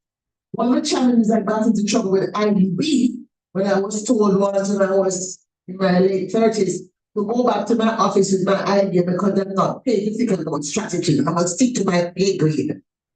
That was one of the days, and today I learned that I was a futurist because I was so angry that I went and I looked up studying the future the way you do history and up popped the whole world I wasn't aware of. I said, that's who I am, that's why I don't fit. Because, Mr. Lightburn, when I tried to write a paper that said we cannot do policy-based lending, education, for example, look at the education sector as a static thing. When you have not looked at the future of the technologies and the subsystems that impact on how education is delivered across the K-12, post-12, even post-tertiary, because there are people that always have lifelong education, like engineers, doctors that have to continually be trained. And I was told again that I was thinking outside my grade level. So my point is that a system like IDB and resilience, it means that your policy-based lending is not designed for resilience against the shocks, because they're looking at historical data, what happened in the past, and not properly having the foresight to see how that might change in the future and what are the shocks that could happen to the plan that the government has. Finding the T in smart. How do you use technology in a transformational way? We know technology can be used for good and bad. You have a knife, you use to peel a fruit, you use to eat a fruit, is a fantastic thing. Now you can get scalpel in a surgeon's hand, that's not a weapon in the hand of a bandit. So how are we using technology in a transformational way? We right now have to look at the security pieces of what cybersecurity, AI, all those things that are going to come up are going to impact how even our own governments function. Will Caribbean countries be able to have free and fair elections in a future where oligarchs in the Caribbean have been emboldened by the oligarchs in America? They said not even give us a free and fair election anymore. That is the reality we're up against. So when we come here, we're trying to find new friends, make new friends who still believe in the future of the American dream, even at Smarty, and I just about creating a more perfect union for all Americans of all colors, creeds, and races an opportunity to live out their dreams of life, liberty, and the pursuit of happiness. So your 2030 vision and your work, your homework for those who are here, is to begin to write what that looks like for you so we can actually use it as part of how we design our solution that we are proposing. Right now we have 3 in the document. One is we're going to be asking for a briefing around disaster resilience. We want Congress to ask all the FEMAs and the NASAs and the NOAAs, etc., to tell us how is disaster going to manage in the future. So because the cabin gets there almost every year, we're not panicking, trying to figure out who to go to. There's no head and there's no tail. We're also asking for a congressional briefing around what happened to Public Law 11491, where we're supposed to be hearing every 3 years from State Department what is the strategy for engaging with Caribbean. As far as I know, I've been asking, nobody has done a report from State Department in the last 3 years about anything. So we don't know. Why is that law not being followed? Thirdly, we want a congressional study on the Caribbean Sea itself, because Puerto Rico and the Virgin Islands are part of the US, but they're also part of the Caribbean. The sea has no borders and no boundaries. And so everything we do in the sea impacts the US Caribbean. How can we then organize differently? And how can we create a Caribbean version of the Arctic Council in which we have a little more balance into our scientists and our politicians and our geologists being a part of the conversation, especially as they're pushing for deep-seated mining to become a reality. So this is a real threat to the livelihood of many people who do fishing, for example. So these are just 3 things. But we can kind of put 1 or 2 more in the outcome document. We want to put more than 5 to be quite honest, because we do want to see action, and we don't want more than 1 per sector, right? So we're looking for some input. We want this to be submitted by the end of June. Why? Because heads of government is in St. Lucia in July, and we heard that Mr. Lightburn will be appointed on the 4th of July, so he may be able to travel down to that, hopefully. And we know St. Lucia just signed an economic partnership agreement with the state of Massachusetts, which is being directed by NGOs from the Caribbean. So we hope we're in a good place to that. So for the OACS countries, because I know Matthew was in Boston as well last week, and they're pushing to get it signed too for Grenada. At least we can get the OACS countries as a starting point, and the Bahamas also signed the agreement with Massachusetts, that we can actually have our template to get started on something. Because in Massachusetts, at least, we're going to have the Congress people, the senators in Massachusetts being now officially friends of Caribbean, whether they sit on Western Hemisphere or foreign policy or not, we're us in Massachusetts going to start talking to them as if they're our friends. So I think we've achieved some things for the last 8 days of the month of June, right? Which I think we can be happy about. Thank you all for coming. Tomorrow, we will be talking about the risking and finance. One of our speakers is here. We'll also be talking about disaster resilience, and actually there's a catch-all for issues around Haiti again, Cuba, disaster, the fact of time is world of climate, the background healthcare issues, the challenge of H2 workers, H1B workforce. How do we have that flow of people, given the probable immigration and getting visas to come to this country? So we thank you folks for coming. We're really grateful you're here. Stick around, we have to go until 6 o'clock, but I must say that St. Vincent for the first time has a film in our DC Caribbean Film Festival, and that film started at 6:30. So as a mother and founder of the film festival, I have to run out and make sure I catch that film. So I'll be leaving us very, very soon, but we do have to move on until 6 o'clock. All right? Thank you so much. Thank you.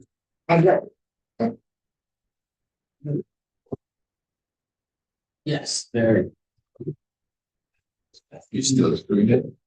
I'm turning it off for introduction. Yeah.